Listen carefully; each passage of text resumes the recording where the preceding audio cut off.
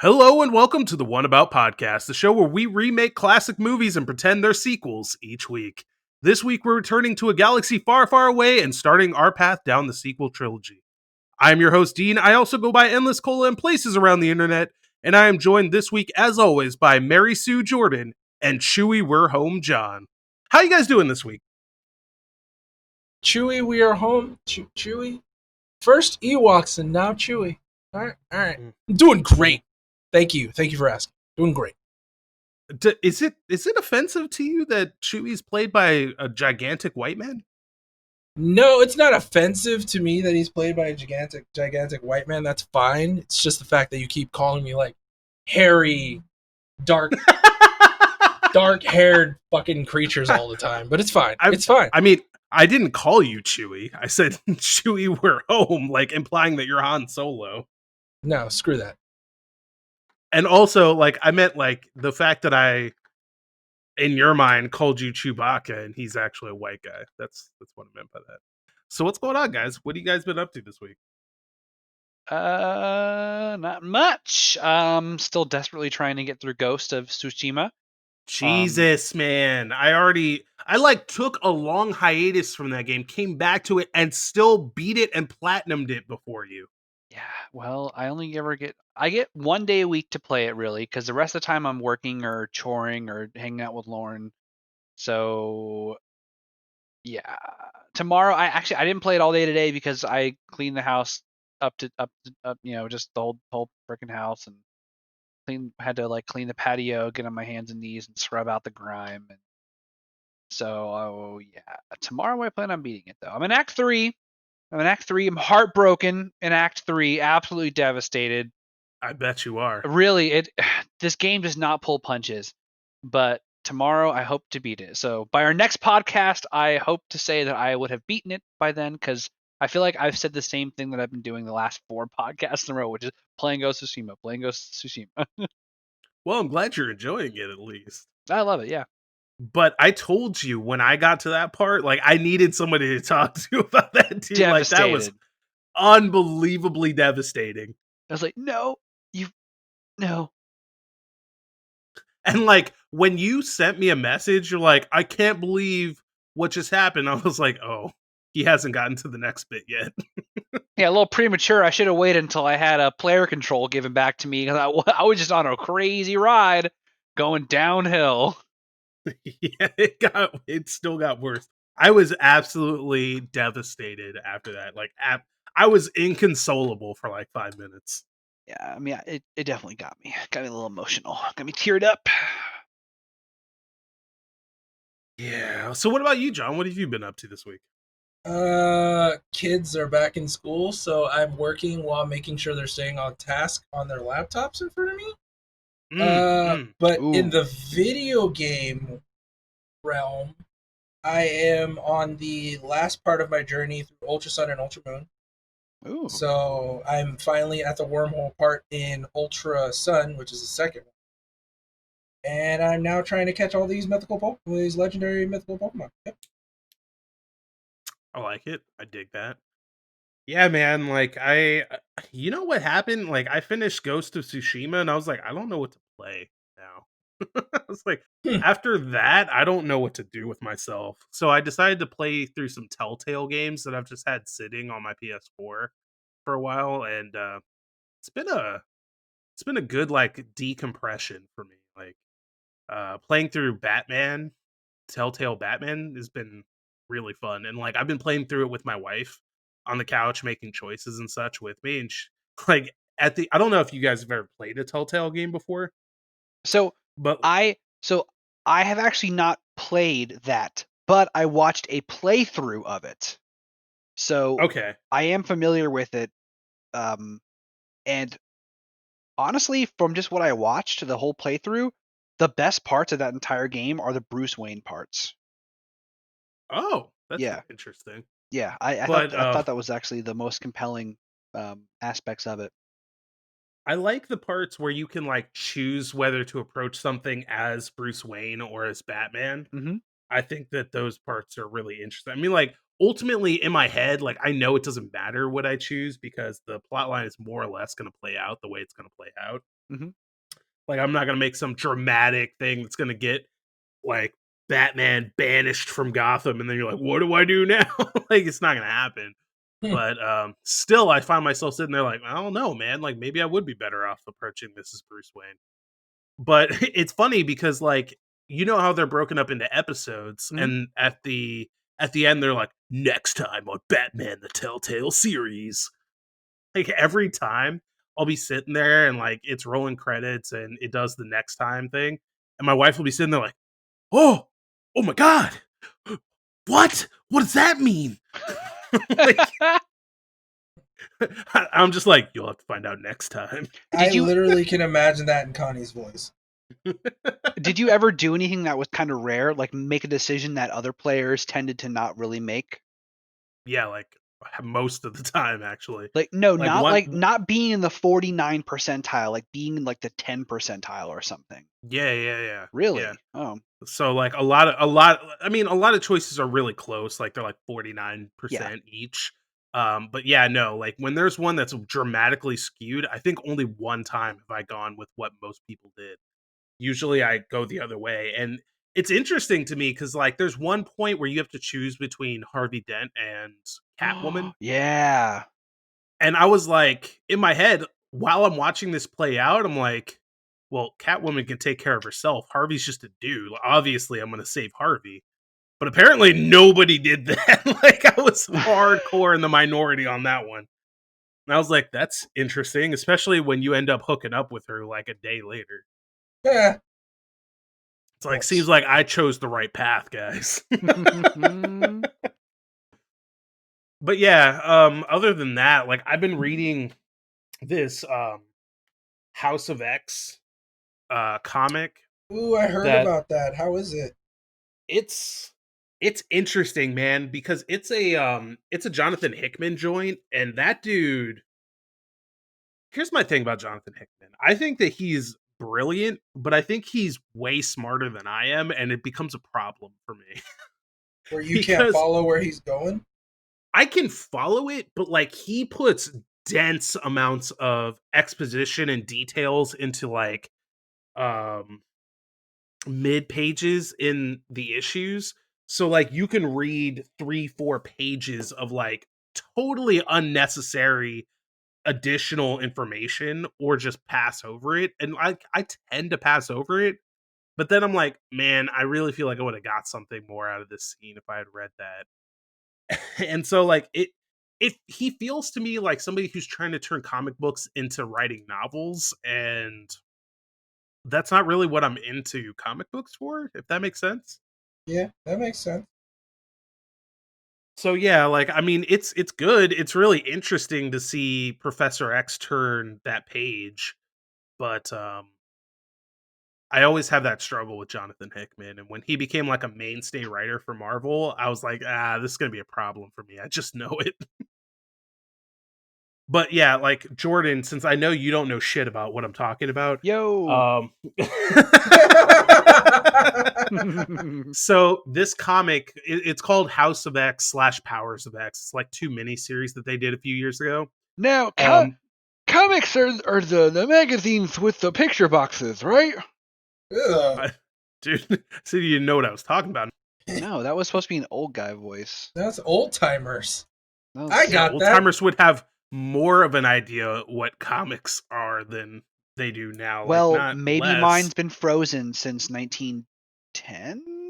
All right, listen, Steve Rogers. Beat you to it. I'm like Steve Rogers, but I have no superpower. So when I was when I was thawed, they were just disappointed. They thought I was going to be something special, but I was just an average dude. You're like Bucky if he had never gotten taken into the Winter Soldier program. Just revival. Like, oh, you're that dude that used to like second fiddle Captain America. Okay, well, welcome to the 20th century.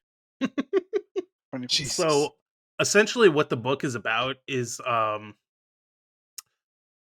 Professor X makes an announcement to the world via Cerebro that like he's invented these drugs that will solve like Alzheimer's and all human disease and shit like that. But in order to get them, mankind has to cede that mutants are the next evolutionary line, like they're superior to man, and give them their own. That seems very Professor X of him to do, though. It is. Yeah, It especially is. give them their own Genosha That sounds like United something States. Magneto would do. Yes. Well, funny you should say that, because he teams up with Magneto to do this. Weird. And they start their own mutant paradise on Genosha, and they want to be recognized as their own country and all the rights and privileges that go along with that, and so on and so forth. Like straight up, they get sovereignty and everything and like certain laws don't apply to them, and like to visit them, you have to follow certain guidelines. Right. And so, like, while you're watching this play out, you're kind of sitting there like you are right now, like, what the fuck? Like, that's so not Professor X. What the hell is going on here? And you come to find out that Professor X's on again, off again love interest in the comics, Moira,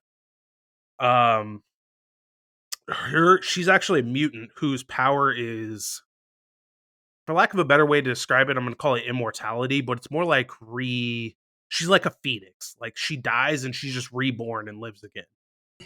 But she retains all of her memories from her life.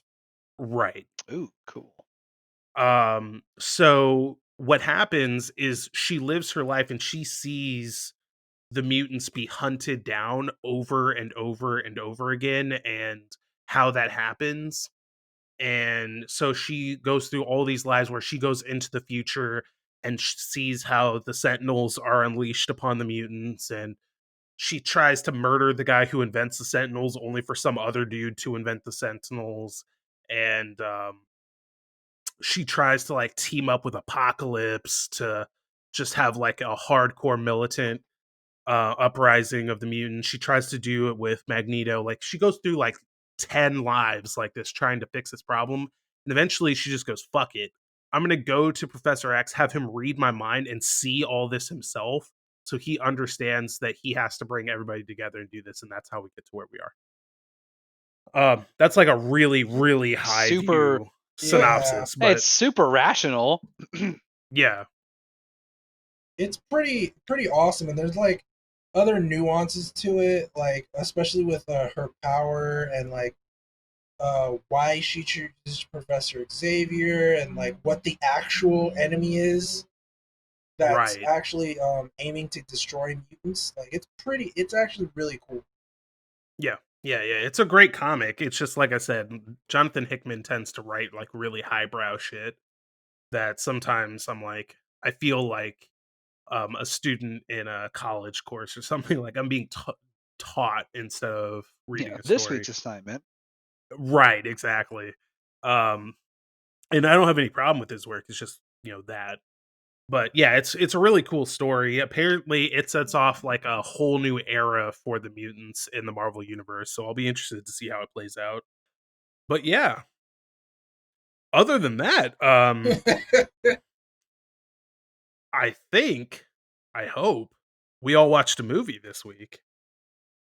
We did. Okay, God, holy shit, you guys scared me with that long pause. I was like, good. Oh my God, did they watch the movie? Oh man, it didn't help that this morning I was like, what is today's episode about? Oh God, dude, when you said that, I was like, Jesus Christ, John, don't do this to me. It's not like I can't do it within the day. It's just I was just making sure I was focused on what was necessary. Yeah, but I also like would hope that if you wait till the last day, you know what the movie is. Yeah, that's why I messaged you early in the morning. Good God. So, what'd you guys think? It wasn't as terrible as I remembered? Question mark? Question mark? What do you mean question mark? Was it or wasn't it? I mean, there were good parts and bad parts. It's just, for me, it was more the main antagonist of the film, not Snoke, but Kylo Ren. It just, he didn't instill any sort of foreboding dread, or like he wasn't a good overarching villain for this movie, period. And it doesn't help like going forward. He gets more and more of a central role. So it's just, it was okay. Like the action was there, the plot was all right. It was meh, but it wasn't like ridiculously god awful. But we'll get to that. Okay. What about you, Jordan?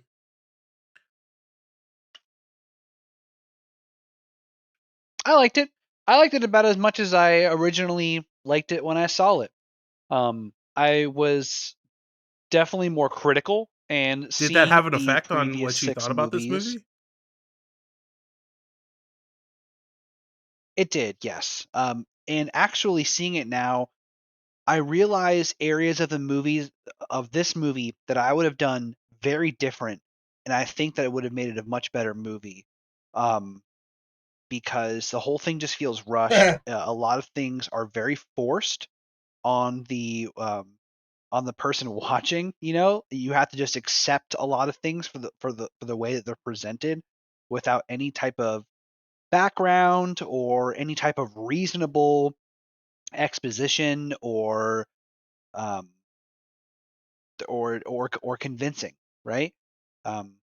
But it's I don't think it's the worst Star Wars movie still, of the 7 we've seen so far, but it's not that's not like a credible, it doesn't really top my list at all. So I will say that, like, before Yeah. watching this movie, I went through a weird thing with this movie because, like, when we first watched it, I watched it with you, Jordan.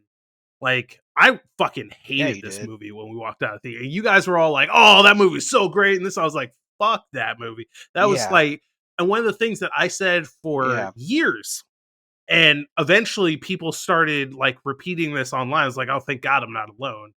Is that it's just like a remake of Episode 4, and after a couple of years, I kind of softened on that feeling, and I was like, you know what? Like, if you just kind of watch the movie for what it is, it's not so bad. Like, it's kind of fun, and it's kind of like Episode 1, where like it's just a fun Star Wars romp that you can go through, and um, this, that, and the other. And so, like, I was going into this movie really expecting to watch it and with a more positive outlook, feel like I could see what everybody else saw when they watched it in, God, when did this movie come out? 2017? 16, 17. 15, 2015. I didn't look Okay, that up. so 5 years ago, Whoa. when everybody watched it and everybody loved it, I was like, you know what, like, maybe this will be when I watch it and I really understand where everybody's coming from, you know? And so I sat down and I watched it, and bro, fuck this movie. This movie Oh, okay. sucks. All right. This So movie that's where we're going with this. sucks. Oh, okay. All right. That's where we're going with it. Woof. I'm I don't think it sucks. I really don't think it torn warrants between that whether much hate. this or Episode 2 is the worst of them all right now. Oh, damn. I think 2 honestly, I don't know, man, because like 2 is worse. at least but 2 not, has a coherent plot line yeah, that 2's runs through worse. 1, 2's 2, and worse. 3, and like it makes sense. This movie's fucking stupid. Half the things that the characters do and say don't make any fucking sense. Their motivations like don't exist. They do things just because they can. The whole movie, I was like, what the fuck is going on? What do you mean Luke Skywalker is a myth? I'm not even gonna get into that. We'll touch on all the issues that I have, but like, fuck. That's all I can say. Just fuck. And I will say this up front. There was a point towards the end of the movie when they're on, what is that giant plane? I want to call it Star Killer Base. Is that what it's called? Is that what it's actually called? I believe Star so. Killer. Yes, But that's what the base the is. planet The planet is not made called up. Star They made Killer. a. You know, I'm not going to. The base is I'll get called back to. Star But there was a Killer. point when they're on the base, and I was like bored. I was like, is this movie fucking over yet? How much more is left? A half an hour? All right. And like that's where my mind was at a certain point. So yeah, dude, like I'm really interested to talk to you guys about it because maybe you can change my mind, but like damn, I hate this movie. Like Right. damn. I'm more angry at it now than I was 5 years ago. Okay. All right. Yeah. So start with the opening crawl. Seeing okay. red. Just all right. Yeah, so the opening crawl. Luke Skywalker has vanished. Where the fuck did he go? What do you mean he vanished? The fuck kind of sentence is that? Luke Skywalker, the most important character, arguably in the first 6 movies, is gone? The fuck did he go? Nobody knows. Why? All right, so we're gonna set up a little intrigue. That's fine. That's fine. We'll just roll with that. In his absence, the sinister First Order has risen from the ashes of the Empire. What? What does that mean? Where did they come from? They rose from the ashes of the Empire. It's very self-explanatory, dude. For the love of God, somebody else talk. I'm gonna lose. I'm gonna like break up. No, blood please vessel keep here. going. Please keep going. So, I mean, no, you're right. The scroll doesn't even mention that it's been 30 years. Nowhere in the movie does it say it's been 30 years. You would think, like every other scroll, when there's been some type of, well, a long time lapse, you know, between 1 and 2, I believe the second one's scroll says that it's been 10 years. This one scroll didn't even say 30 years after the events on, you know, yada yada, or after the end of the Empire or the death of Sidious, you know, however you want to phrase it. You have no context. And I didn't know it had been 30 years when I started watching this movie, and I was just like Dean. I'm like, where the hell did this incredible Empire force come from? Where did all of this it took just spawn Palpatine out of? several acts of genius and sheer dumb luck to create the Empire, and the First Order just pops up like a fucking pop-up shop downtown? Yeah.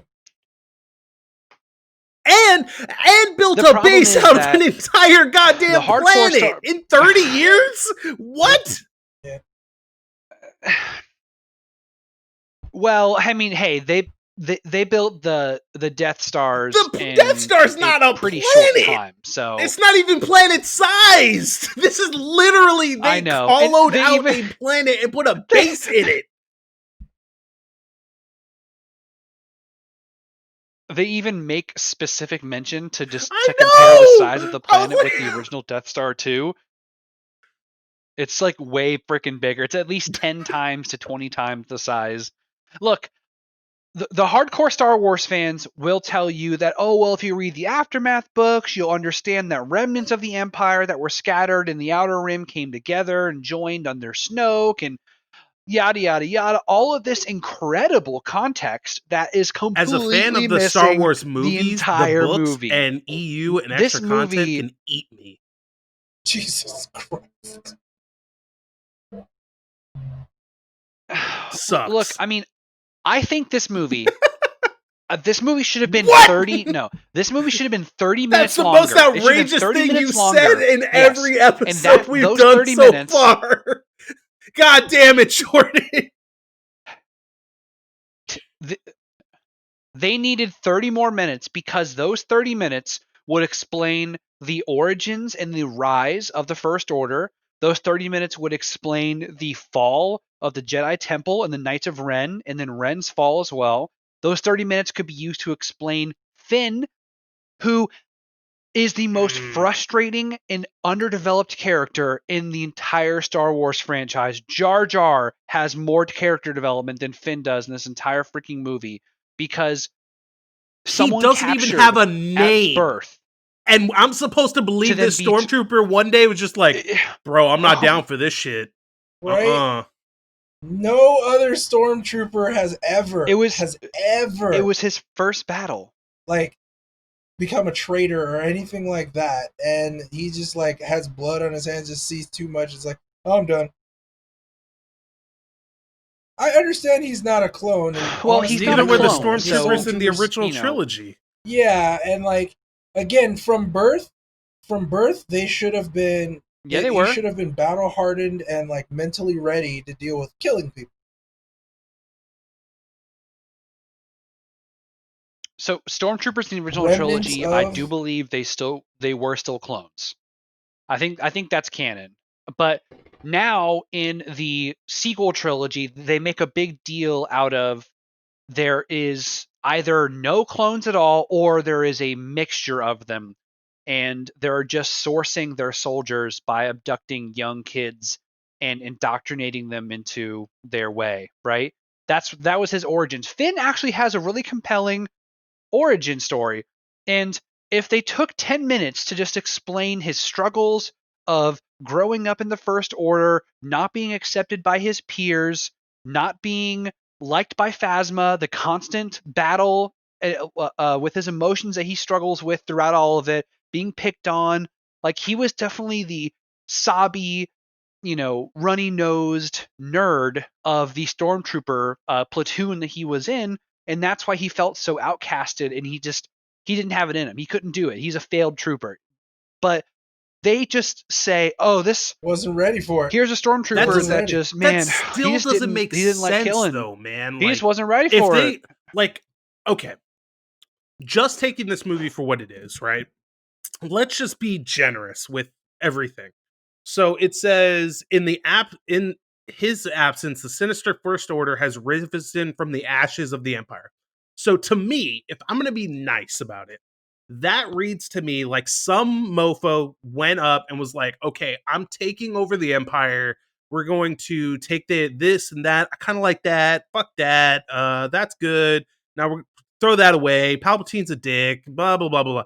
And basically like improve upon what was already there.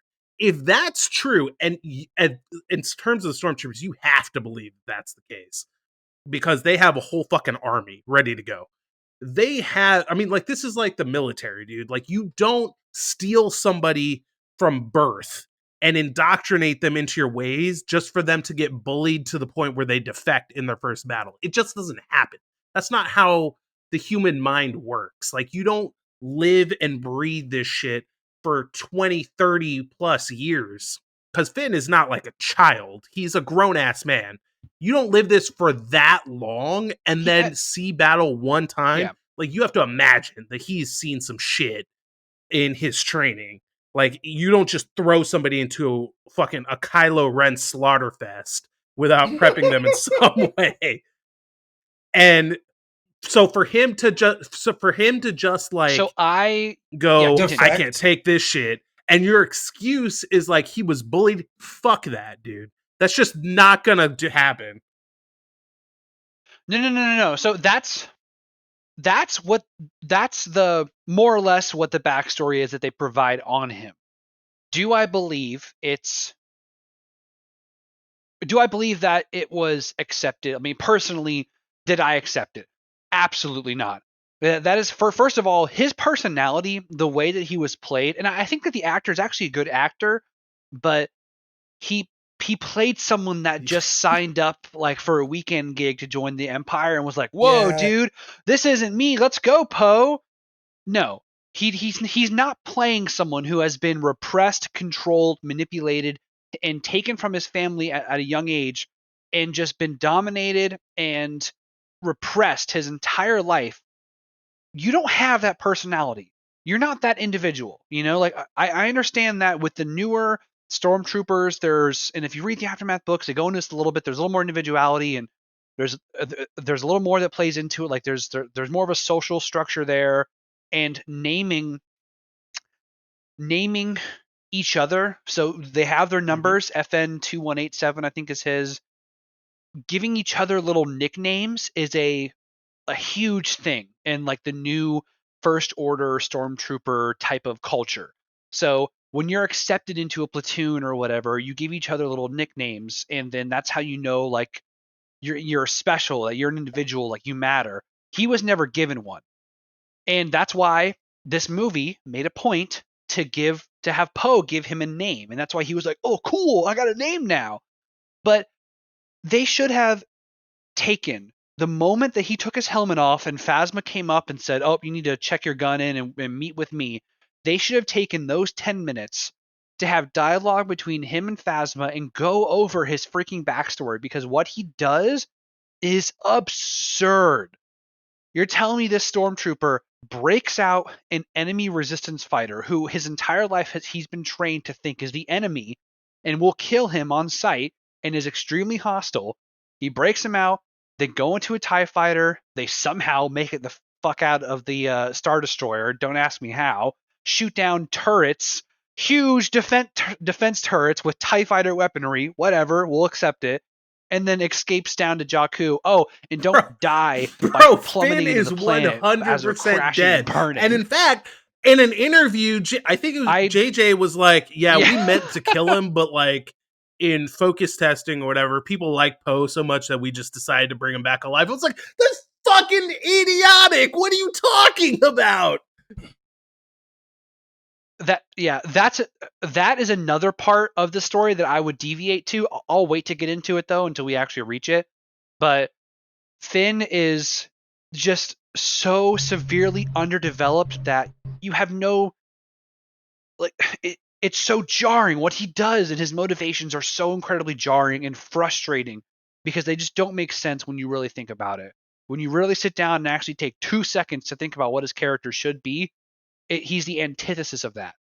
He's played like a weird little frat boy, young adult that just signed up, like I said, for like 2 days in Empire training camp. And whoa, dude, this ain't for me, dude. I'm getting out of here.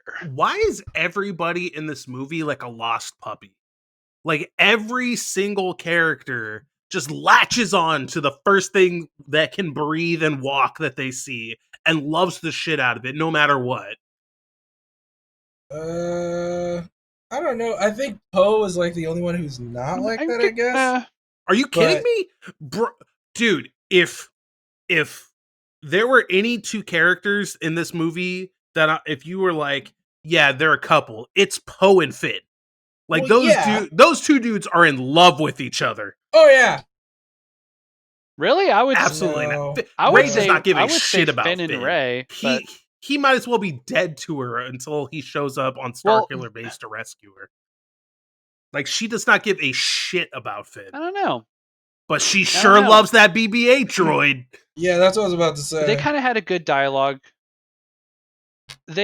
She latched onto that thing. That hard. was a weird, 60 portions. I don't understand the portions. Yeah, I don't understand why. 5 minutes ago, I was like, I'll give you a quarter that's portion a lot of portions, for full day's work. She meets this random fucking droid that she doesn't know anything about. I'll give you 60 portions for that. And she goes, nah. No, fucking get the fuck out of here, dude. What are you talking about? This girl is shown to us as like starving in the deserts of Jakku. And you want me to believe that this super charming little ball with a head on it turned her heart so quickly that she's going to turn her back on at least 60 days worth of food? No fucking way. Get out of here. No way. I'd probably say like 120 to maybe 200 days worth of food, because remember, she's only getting like half to quarter portions for her day's work. Yeah, like I'm being generous in saying that it's only 60 days worth of food. Like, the way that she's been living, if she's smart and rations it, which if she's still alive doing this shit, you have to imagine that she is, like, it's probably going to last her at least 120 days, if not like 240 days.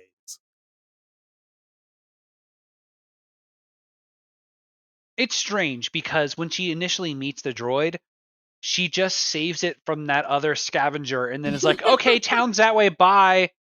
Like, and then she just tries to walk away, and then eventually BB-8 just convinces her in his own cute little manner to just hang out with her. But what do you guys think of BB-8 as our pseudo new R2 kind of droid, right? Like the token droid of the trilogy franchise. This might be controversial take, but like, I like him more than R2-D2 and C-3PO.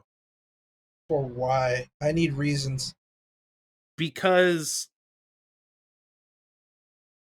He's got more personality. Like me personally, I think he That's has more because personality. they can do more with him now. Like, how many years I couldn't is argue it that. from the original trilogy and the prequels? Yeah. I mean, that's like they don't have a how- midget inside controlling great R2D2. Like they needed to stop and give him water. I don't know that is a good point, man, because like what am I supposed to do? Like look at characters from the past and just be like, "Oh no, it's totally fine. That's a super great character because that's the best that they could do at the time." Or look at a character now who's super fleshed out and expressive and be like, "Well, that's just objectively a better character."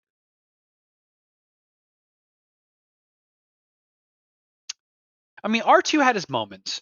Remember back in the day and I the mean, factory, and he he was zooming around, and he lit those battle droids on fire in the beginning of episode 3, and he just does some wacky things. Hey, he was the last astro droid that saved their ship when they were escaping from Naboo originally. don't get me wrong. I'm not we've had some saying good that like times with R2 had R2. no personality or anything. I'm just saying, like, to his point, if like we're just giving tons of kudos because they couldn't do that back then, like that's just, to me, that argument falls flat.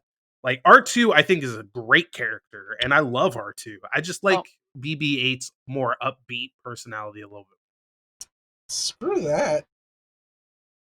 Well, Can we No. agree that BB-8's not better than C3PO? That's not a high bar to get over. Like straight up.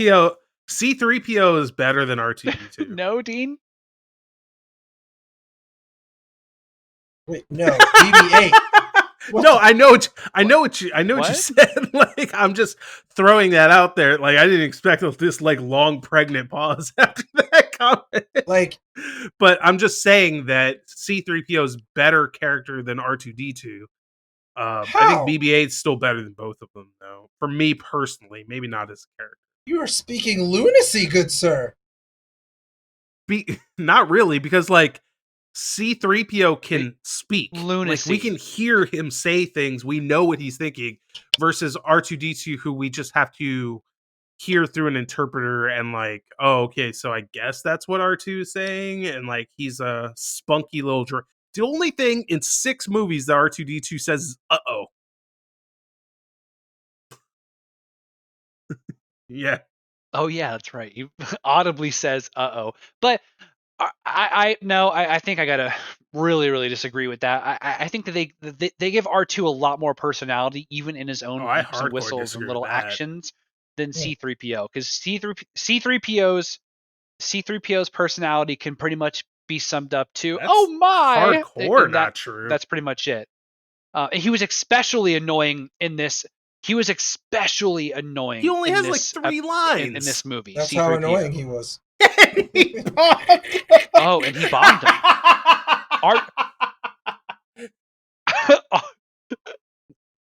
R2 had less lines than he did, and he was still more charming. Doesn't have any lines. Ooh, I have the map, and he was all like, "Let's." So he can't botch them, Dean. He has lines. Yeah, he turns Check on the and end make, and good he shows sir. them. I mean, hey, look, quality over quantity, okay? He may have only beeped once or twice, but they were still more impactful than C-3PO's freaking rambling and awkward, like interrupting the reunion of Han and Leia to just insert some comedy. Look, my arm, you didn't recognize me. Shut up! Beeps, we don't want you in this scene. Heavy beeps. Those some heavy beeps, dude. Oh my god. Every some heavy beeps. Like one tear per beep. So streaming. As much as I want to continue shitting on this movie, I think that this conversation is best served by going back to the beginning of this movie. Because one thing that I wrote down about the opening sequence in this movie is that it's fucking great. It's dark, it's scary. Kylo Ren is powerful. He's a great villain initially. Yeah. Oh my god. I completely agree with you. I thought the beginning Jakku scene was I thought the entire beginning of the movie was perfect. Which was? All the way up until one line. God damn it. That was when Poe Dameron had to say stupid shit. He ruined the entire theme of that intro, and to me, it was super jarring. I mean, I can understand how most people be like, "Oh, that was funny." You know, He cut. so He do I cut talk all or the how do we do tension and this? all the build up. It was as jarring as. Yeah, but it's not like he cut it gently and then served it out like wedding cake. He took a fucking sledgehammer to it and he just destroyed any type of like any type of immersion or experience that you were having up to that point, because that stormtrooper like blitzkrieg they did onto that town, just running Dude, it in was and shooting, it was so awesome. dark. It actually Like, reminded me a lot of Mandalorian. And you get to see the Oh, it stormtroopers was can aim, perfect. and the main characters just have ridiculous plot armor because, like, they storm into this village and they see Poe with the X-wing over there, and they just shoot out his engine right away, like one shot, and he's just down. Like, they can clearly aim. Yep. But yeah, dude, like, it's literally dark, but also like thematically and presentationally, it's fucking awesome. Like, that, as a fan, like, when I started watching this movie, despite my grievances with the opening crawl, I was kind of like, that's stupid, and I don't understand what that means, but whatever. And then it goes into this scene, I was like, man, this is awesome. I'm loving this. Until instead of taking the nice cake slicer and like, okay, here's one for you, Poe just kind of like fat fists into the wedding cake. No, am I doing it right, guys? This cake is delicious. You should get some strawberry filling on the inside.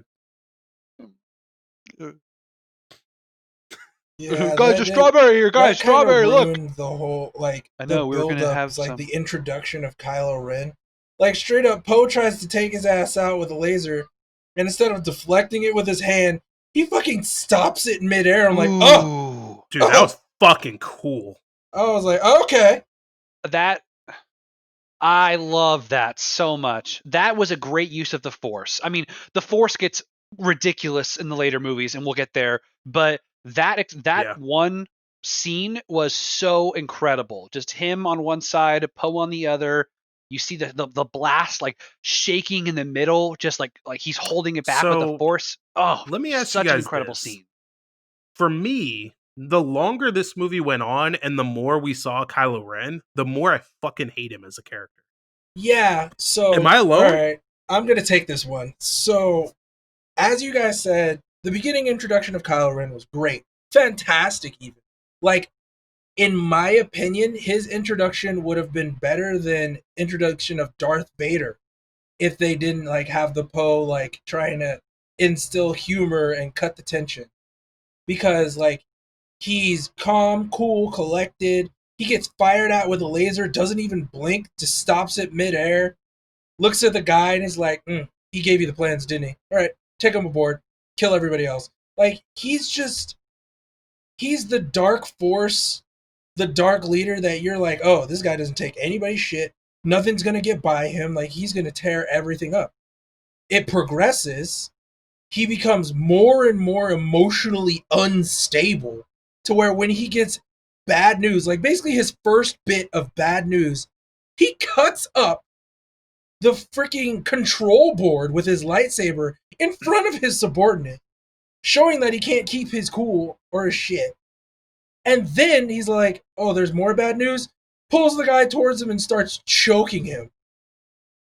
I'm just like, okay, what happened to the calm, cool, and collected guy who's like basically like, okay, we're going to do this. When this happens, like, this seems like a problem. We'll handle it this way. No, he just straight loses his shit like a fucking baby getting their toy taken away. It's so dumb. It just ruined the whole build-up and the whole introduction of it. So, you know what the worst part for me was, and when I knew the movie was taking a hard turn into a place I didn't like? Not too long after that, they have this scene where Kylo Ren walks into the room where they're keeping Poe, and like he's clearly been tortured to shit. Like he's in a real bad state. And then Kylo Ren is talking about how like, oh, I'm impressed that you didn't break and you didn't tell us what we want to know and this and that. Then he uses the Force to just steal the information directly out of his mind. Which, first of all, I'm like, I don't know about that, man. Like, that's a pretty intense use of the Force to never come up before. Mm-hmm. But then also, like, I was like, why the fuck did we waste time torturing him if you could have just done that on Jakku? They needed to weaken his will, I guess. I don't know. Well, except they contradict that later in the movie when he walks up to Mary Sue herself, Ray, and just steals information right out of her mind. They didn't torture her ass. Oh no, that's because they're connected. But we don't know that. You are correct. The dyad. No, I don't think they did, dude. I don't think they knew knew a lot of this things, movie like either. how to make a coherent plot. Yeah. We'll talk about it later, but I firmly believe that this movie was made in a vacuum without 8 and 9 in consideration. But dude, it feels like it was made in a vacuum without this movie separate from one another. Like he just was like, this seems like a cool scene. Let's just shoot it, and I'll find a way to jam it in there. So part of my problem with Kylo is not the fact that he's so emotionally conflicted. I don't mind that he's emotional. I don't mind that he's got daddy issues and, you know, he lashes out when he doesn't have his binky. But it's the way that they missed a huge opportunity, because the whole reason he's like this is because Snoke, at this point, right? Snoke is in his mind. He's influencing his decisions. He's turning him. He thinks he's hearing voices or getting influence from Vader, which we'll talk about that in a second too. But they could have done a better job at crucial moments in this movie to make Snoke's influence more dire. And I'll jump ahead. Well, actually, no, I'll save that. I'll save that for later. But they should have had Snoke's words being like just someone narrating in his head, right? Like maybe he's influencing him during these moments, or maybe give us a little more insight as to how he's struggling between the light and the dark side outside of just that one scene with Vader's helmet. Actually hear Snoke's thoughts, hear the actual manipulation going on that is essentially going on, and we know this because the books and the expanded stories, yada yada, but they just didn't put any of this in the movie, which is terrible. So many incredible ideas and so many things that make this movie make sense were put in books, and I don't know if it's because they are retroactively in the books explaining 100%. Things to make up for the lack of what's in the movie, or if they chose to just do things differently. Definitely but not. They knew that was happening in the movie itself. So another problem that I have is that you wouldn't think so badly of Kylo if they didn't just freaking meme on him about how upset he was.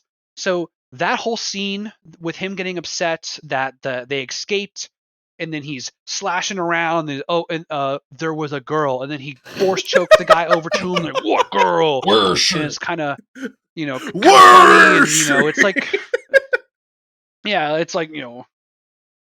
And then later in the film, he gets memed on again when Poe escapes, and he's slashing the torture chair that he was in, and you see the two stormtroopers walk up, and they're like, oh, fuck this, and they turn around. Like, those moments diminish who he is as a character. Like, they just make you meme on him, and they just make you just think that he's crazy, insecure, and just idiotic, when really he's being just controlled, deceived, and guided by Snoke through eventually Palpatine. We figure out. You know what the problem is at this for me? moment, like, Snoke. Kylo Ren is like everything that people bitched about Anakin in the prequels. He's that turned up to 11.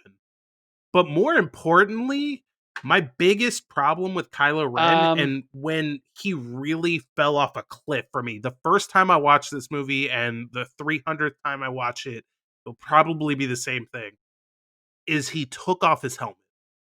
And when I made a note of this, my first thought when he took off the helmet was, yeah, here it is.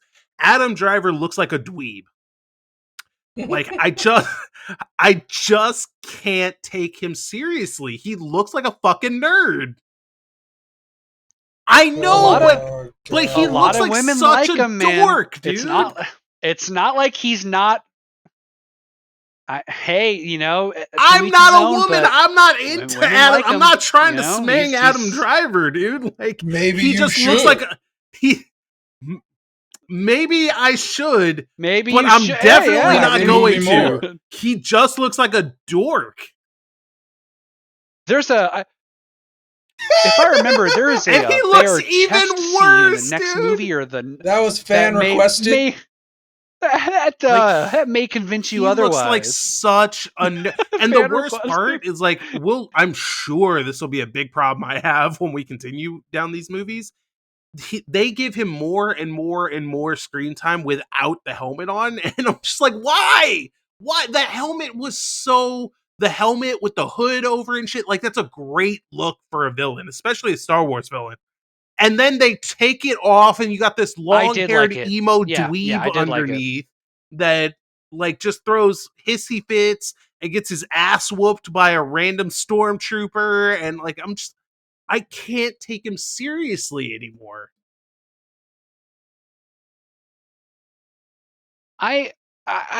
That may be a little more personal because I didn't necessarily feel that way. I thought he looked fine. He definitely didn't look how I thought. Like, the first time watching this movie, he didn't look how I thought he was going to look. But it's fine. It's okay. I will tell you that when I first watched the movie and he took his helmet off and revealed his face, at that moment, I got worried because I'm like, uh-oh. Evil villain removes helmet in the first film of a trilogy. I think he's going to eventually turn back to the light side. Like, that's a first, like, yeah, sure enough, I know. And that worried me because personally, and we'll talk about this in episode 9. Yes, I think he's unredeemable, but they still do it anyway. But I kind of knew that taking the helmet off was a way to humanize him because thematically in the later movies, and not really so much in this one, they make a big distinction between Ben Solo and Kylo Ren. Kylo Ren is the mask, Ben Solo is the face. So they kind of try and make this the struggle between those two identities throughout the trilogy. He just looks like such a dork. I can't get past it, dude. Like, the more I look at these images of him without the helmet on, which frankly is what I've been doing the entire time you've been talking. That's kind of gross. But the more I look at it, like, the more I hate like, they should have done something. Like, it's literally just Adam Driver in this costume. He looks like Adam Driver wearing a Halloween costume or some shit. Yeah, I'll say this about that. I do agree with you that if they wanted to portray such a foreboding and, like, troubled character, the only time he should have taken off his helmet is during moments of, like, internal turmoil. And it would have actually been better thematically if he kept on his helmet, like, basically throughout the first two movies, and, like, the second half of the second movie where he goes on his, like, redemption arc, which should never have happened in my opinion.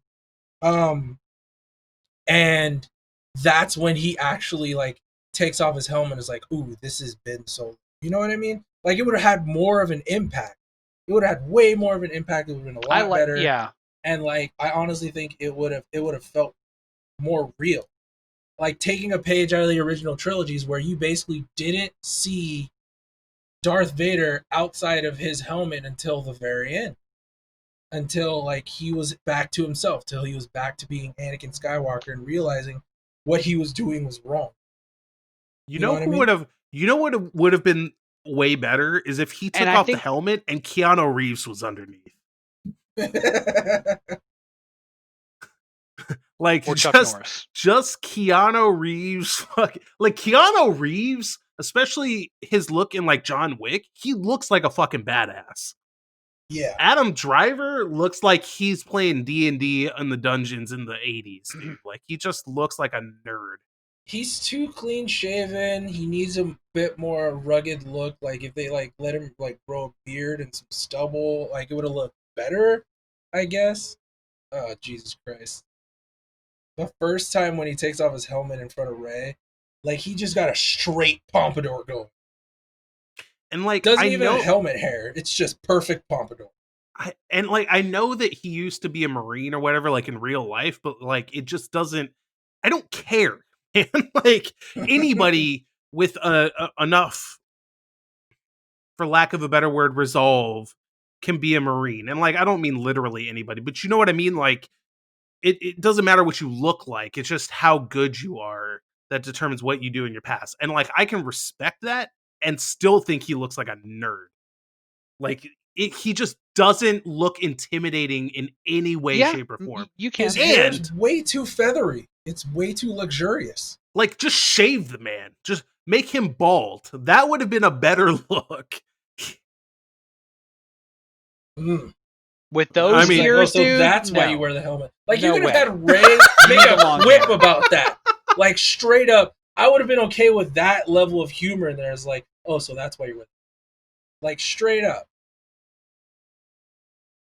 I think the helmet Halfway through the should have third stayed one. on until Yeah. the I would have respected them more if he Kylo and never took it Solo. off. Well, I mean, yes, even so that's great idea too. If they could have lasted to maybe 1.5, 2 movies with him keeping the helmet on. I think if they wanted to reveal his face, I think the better time to do it was not in front of Rey, but Yeah, probably would I have agree with been that. when he was confronting Han. And maybe there was some dialogue there on the bridge and he takes his helmet off. There's the face reveal. Then you go into the awkward dialogue with no context, and then, Which, bye bye, daddy. But oh my god. so Of course you I'm are, okay with how Jordan. he looks. I'm fine with it. It's, I mean, I'm not in the I don't I'm know. not in the I don't know majority. either. Like I've Actually, never. I really don't know. But I I don't know the know how I consensus. feel, and Yeah, like I really don't know. hate the way that he looks in the Kylo Ren get up with no helmet on. I love the way he looks with the helmet, but I hate it without. And yeah, I mean, I don't like if it was a whatever. 1 to It's 10 not a big deal scale for of me. It's intimidation okay. factor, he was like a 9.5 with the helmet, and like a -12 without it. -12. Like even knowing that he used to be a Marine, I saw it. See, I was like, I feel like I could take that dude in a fight. In my head, I'm like, there's no fucking way I can fight Adam Driver and live. But like, just looking at him in the context of the movie, I'm like, I could fight this guy. You're expecting, yeah, because you're not. Well, I mean, maybe that was the point, right? So walk with me here. Maybe we're just conditioned to think villain, we think ugly, we think scarred, deformed. Maybe that was intentional to show his more or less pure face, right? Kind of absent of scars, deformities, nice hair. Yeah, sure, call it whatever you want. It's not screwed up or whatever. It's full head of hair, long hair, if that. Um, Maybe that was intentional. Maybe we're saying, okay, on the outside you have the Sith that is Kylo Ren, but you remove the helmet and then you have Ben Solo, who is still pure on the inside, right? Maybe that's a metaphor in itself. Maybe I'm But even overthinking it if and you giving him wanted, too much credit. to But do that, there are better ways to what do do you that. want? Like there, I think his helmet should have stayed on until he encountered his father. That's me personally. I don't think he should have taken it off for Rey. I think it should have stayed on until we saw him and Han Solo I together. honestly The believe helmet that if should they have had came off never then. taken the helmet off, like literally never, not even Vader style, like he's dying and he's like, I want to see you with my eyes one last time, Rey. I love you so much. Even then, just leave the shit on. Like, commit. Like, this is who he is. You can come up with a story for why he's that way. I don't give a shit. Just don't take it off. That would be like if in episode 2 Darth Maul comes back and just goes, "Surprise, bitch! I'm just a regular human underneath this." Gotcha. You thought I was crazy. I got Not these horns. An alien at Party all, City. you fucking Whoa. idiot. So, really quick before we continue, what do you think of the new Stormtrooper design? I'm not mad at it, but like the original Stormtrooper design is so classic and so iconic that I don't think that it needed to be improved. And I don't think it was improved. I think it's worse than the original design, but I don't think it's bad. It's fine. It's whatever. I'm the same way. I think it's fine.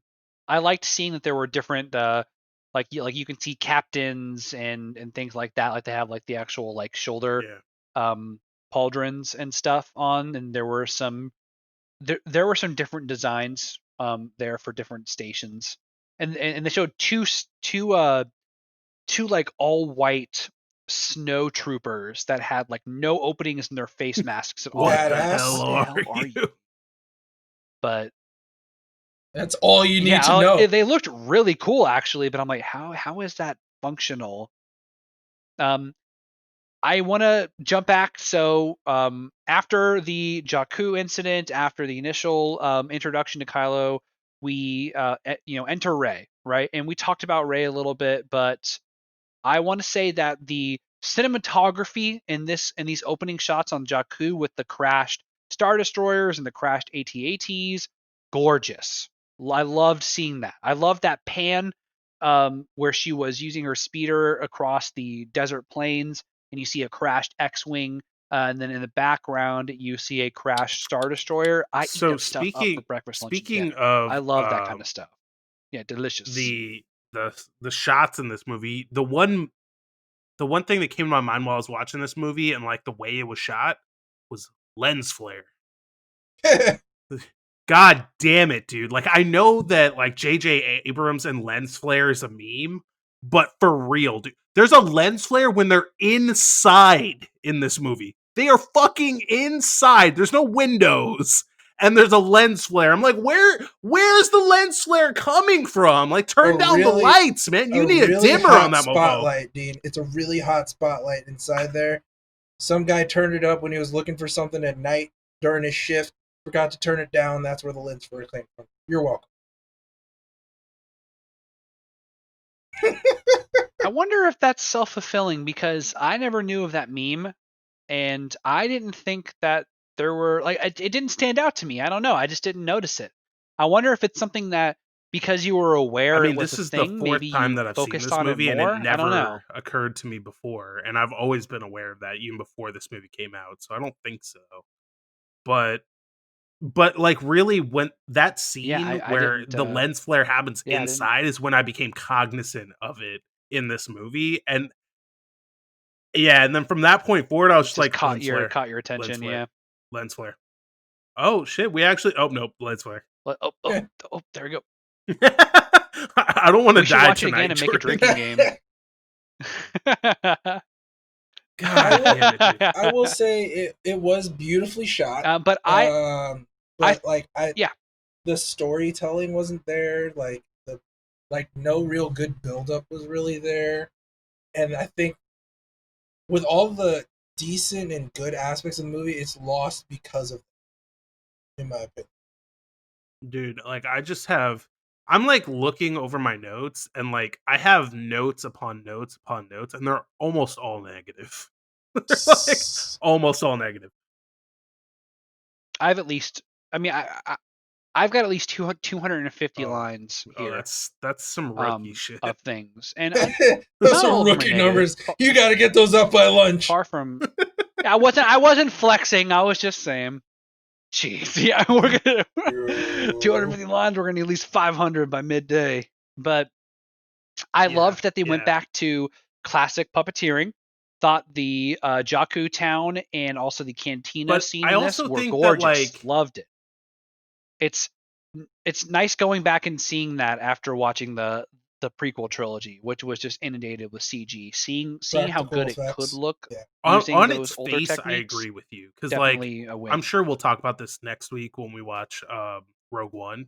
but like in those older films, it really works and it's effective. Yes.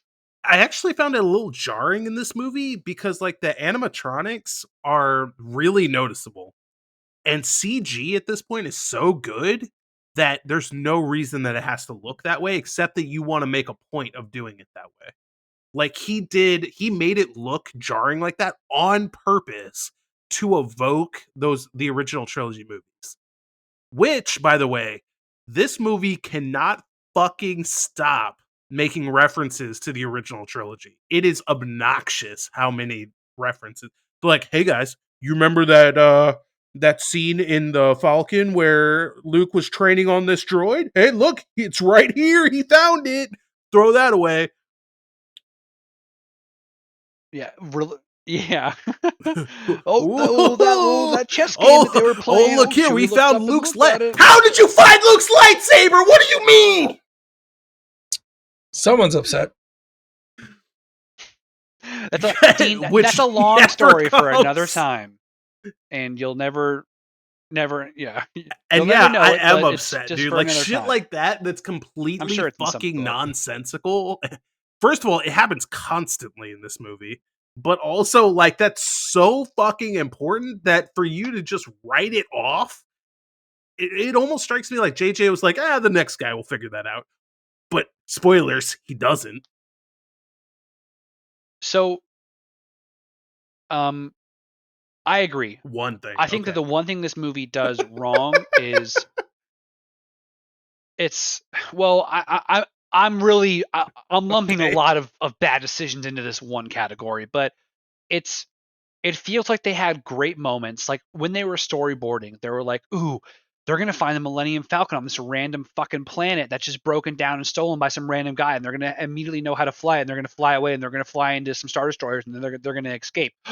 Next scene, they're going to find the lightsaber because this 1,000-year-old alien that runs a cantina, they casually dropped that she's like 1,000 years old. I wasn't sure if he was just making fun of her age and just speaking nonsense, or if she literally was like 1,000 years old. Sequel, or prequel trilogy shit. So like, no, she's literally that old, dude. Like she says she's talking Old Republic type shit. Like, yeah, so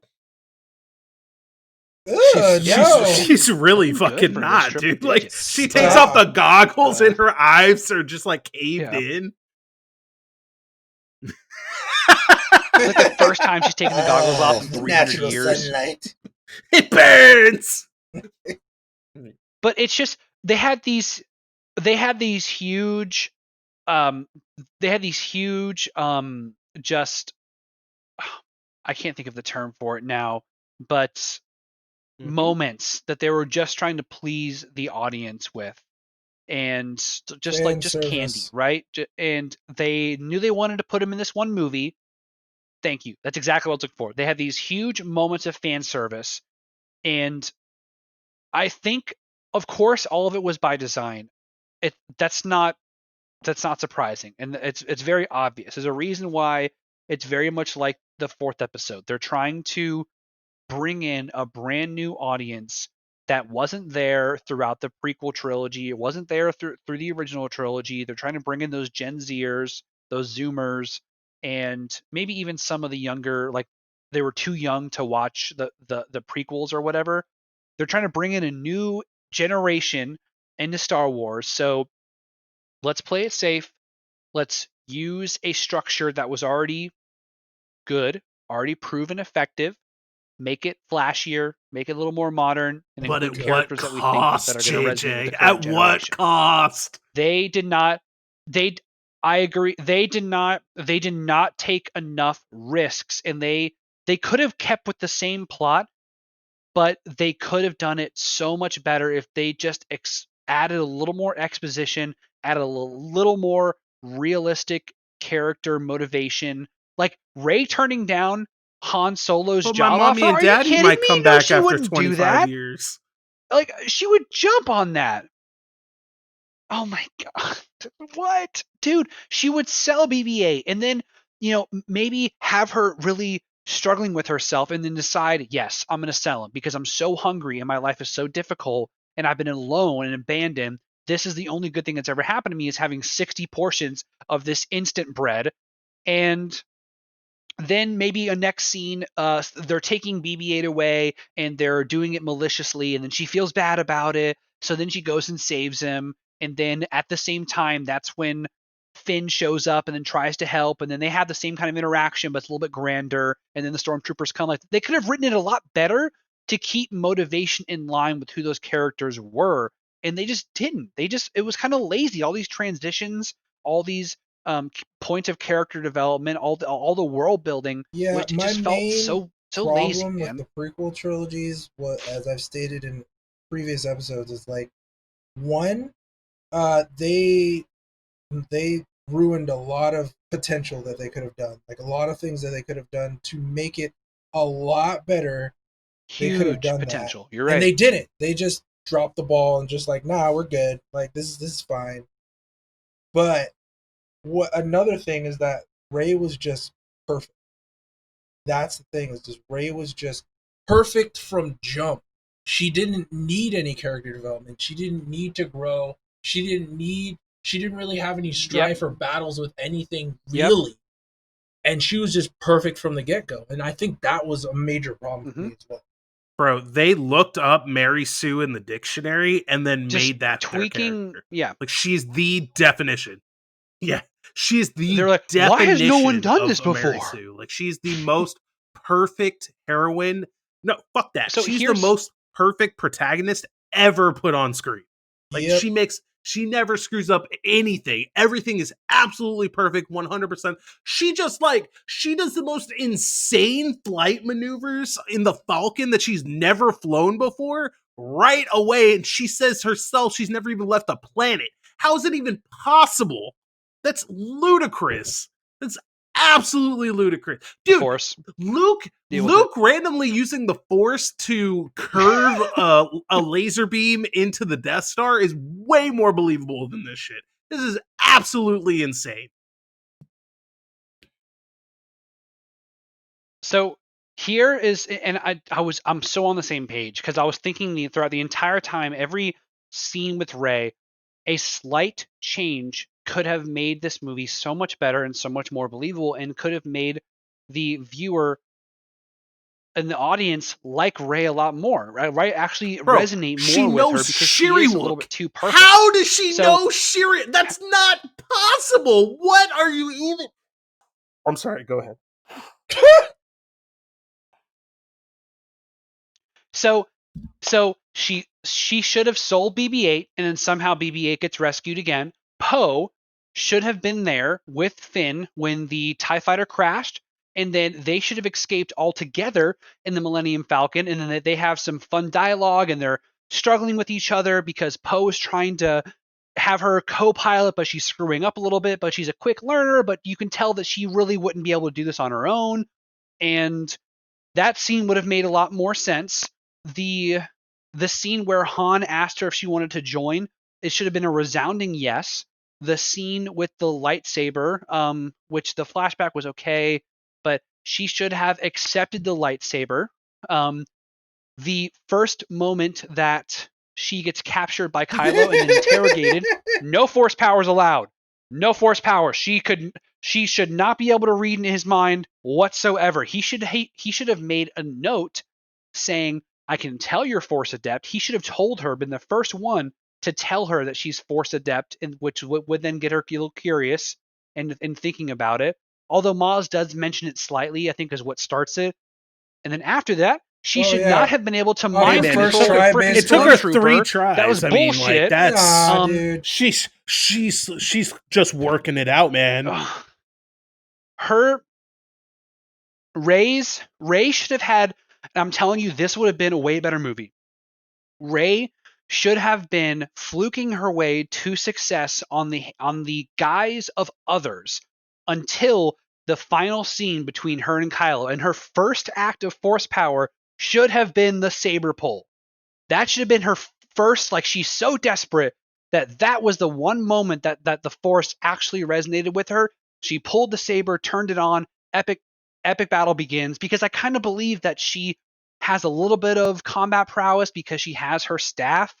And Kylo, although they don't make a big enough point of it, was injured. He's like hitting his chest and I'm hurt. Oh no. Like, okay, he wasn't really acting like he was like crippled as much as he actually was. And that's why she was able to get the upper hand. But imagine going throughout the whole movie thinking that she may be forced to death, maybe she's forced to death, I don't know.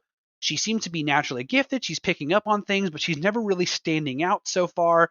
At the very end, Force pulls the saber. It's confirmed to the audience, and then they start that awesome ass battle. That would have been that can you alone would have imagine? Like knocked they go this the up. whole movie A without whole point for her me. doing everything perfectly, and then there's that scene like the saber's in the snow, and she like pulls it towards her, and then like the Force theme starts coming in slowly, and then she like lights up the saber and shit. That would have been fucking. I'm getting glorious. chills thinking about it. Yeah, Getting they should chills. have given her. They should it would have been given her some sort dude. of It would have been internal absolutely turmoil, some incredible. internal strife. Like the way that she was portrayed from jump didn't make it seem like she was abandoned on a native world and given to like a really shifty trader for over 20 years and had to scavenge and survive on her own. She didn't seem battle hardened at all. She just seemed like relatively nice. Like most people in that situation, and in like, you know, the regular movie tropes is like they don't trust anybody. They're not out to help anybody. They're only looking for their own self-interest. And like there's some sort like they're usually start off as an anti-hero before they become a hero. You know what I mean? They almost did that. They almost hit the nail on the head. I completely agree with you. They didn't dive into that enough. They almost had it when her and Finn were running away when they were in the Jakku town, and she was like, I know how to run without you holding my hand. Like, I did like that. I liked that exchange. I liked that she was identifying herself as independent, like, didn't need his help. I'm a strong, independent woman. I don't need no man. Strong. They straight up They straight up like went. Yeah, exactly. I like want more of that. On that. When Finn got basically blasted and knocked out, she was fine. Woke him up, and his first question was like, "Are you all right?" And she's looking at him like, "What? You? Yeah, I'm fine. Yeah, I'm fine." Yeah, it's like, yeah. Come on. So I'm go. just gonna say, punk ass. You know what the biggest problem plot wise is in this entire movie? At the end of the movie, when R2D2 powers back up randomly because he can just like telepathically know that he's now needed, C3PO goes, "Oh, my dear friend, motherfucker, you never liked R2D2, you lying ass piece of shit droid. You didn't like him." Straight fell through for you, Dean. I was just like, now I know this movie is garbage. This man has never seen Star Wars before. I'm calling you out, JJ. The biggest like, canonical C3PO error ever. Never has something positive to say about R2D2. And this motherfucker is going to be like, my dear friend, give me a fucking break, you lying piece of shit. I hope you lost that arm for a good fucking reason, you mother... No, dude, no. They just, like, in those 30 years, they just had a really good relationship. So, yeah, that's what happened. Their relationship blossomed, Dean. That's a problem. You got to assume a lot, don't you? What do you guys think about the Han and Chewie intro? Some odd years, and this man has never fired the bowcaster. Are you fucking kidding me? Are you fucking kidding? Oh, but I kind of like, love it's not that, a bad it's not a bad moment, but it makes no goddamn sense. Like all the and like it would be one thing if like really, that first time when he gets shot, he's just kind of like, Chewie, I need your bowcaster. Like, let me just do. And Chewie's kind of like, but he's not, dude. He's just like, all right, here you go. Fucking some 30 some odd years, and you mean to tell me he's never once gone like, hey man, let me just try that out for a sec. Get the fuck out of here, dude. That doesn't make any sense. Yeah, it was it's unrealistic, but it definitely was pretty funny. Those moments were where they successfully inserted some comedic relief. Not the so do I talk or do you talk? How does this work? When they're not forcing it like that with Poe's dialogue, or Finn's dialogue. Those moments were Dude, actually I feel really like good. I could just have like 2 or 3 hours of bitching about this movie at this point. Like I just, whew, I'm just, I'm hot, dude. I'm like, as mad as I was watching the movie, I'm mad right now. Like I can't summon any more positivity. What else we got? We got Chewie and Han were chasing down Rathtars. They had 3 of them in their ship, and they were delivering them to some king. They don't do a really good job in this movie of explaining Han's decision to abandon his princess slash general slash historic figure of a wife because of his actions of his son. They don't really do a great Because job he didn't even of think of diving into that. that. Like that shit all came fucking later, man. Like he had no vision in his head. He's just like, this is the status quo I want, and so we're gonna do this. And some guy in the writer room was like, JJ, how the fuck did we get to this point, man? Like that's kind of neat, but like, did he accidentally slap around Leia, or like what happened there, man? Like, can you give me? You're fired. Get the fuck out of here. Okay, so what we're gonna do is security. Explanations are for the weak. Speaking of no explanation, where did he get Vader's helmet, dude? Like that thing blew up. The same place that where Maz got. That's not possible. There's 2 different battle stations. Like, come on, man. This is absolutely insane. Hey, you don't know the complexities of the space pawn shop market, okay? You don't know what kind of items they're curating. Oh my god, dude, it's so... It's cringe. Really honestly, all right, you know, I'm going to talk about this now. I'm going to talk about it right now. So, the Vader helmet. Cool, it's there. Although the station was obliterated. Whatever. But Kylo is guided, or is getting guidance, or feels the presence or the influence of his grandfather, Darth Vader, right? Vader turned into a Force ghost at the end of Episode 6. Do Force ghosts just go away? Like, do they have like a certain time limit that they just stop being a thing? Because why the fuck, if he had the ability to contact Ben Solo at all throughout his childhood or life, why wouldn't he be like, oh, hey, dude, I know you think that I was some crazy evil Sith Lord, but like I was just like super like don't like that's not cool, man. Like I regret everything I did. I still hate sand, but like don't be like me. You know, just go. Why is there no positive influence from Anakin whatsoever as a Force ghost? Right? Yoda comes back actually now. I was going to say, fortunately, the abortion of a sequel to this movie that we got answers that for you. They definitely don't time out. Yeah. Why? He's talking to the damn Vader helmet. And like, why is there no interaction between the Force ghosts? Forget Anakin. Like, you mean to tell me that Obi-Wan, Anakin, Yoda, Qui-Gon, all those dudes are just like, nah, fuck this kid, man. He can do whatever he wants. I don't care.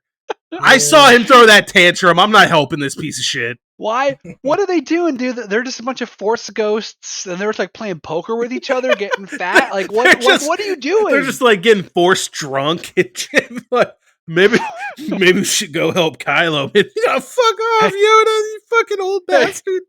Check out Han Solo's kid. What a fucking dweeb, oh, dude. Shit, he just stabbed Han Solo. I don't know, man. But like Yoda comes back and he seems pretty all together. So like it's just another one of those things that JJ's never seen Star Wars. All right. Like I don't think it's that bad. I don't think there's this whole thing about how he made those 2 Star Trek movies as like a pseudo audition so that he can make Star Wars, and then he got Star Wars, right?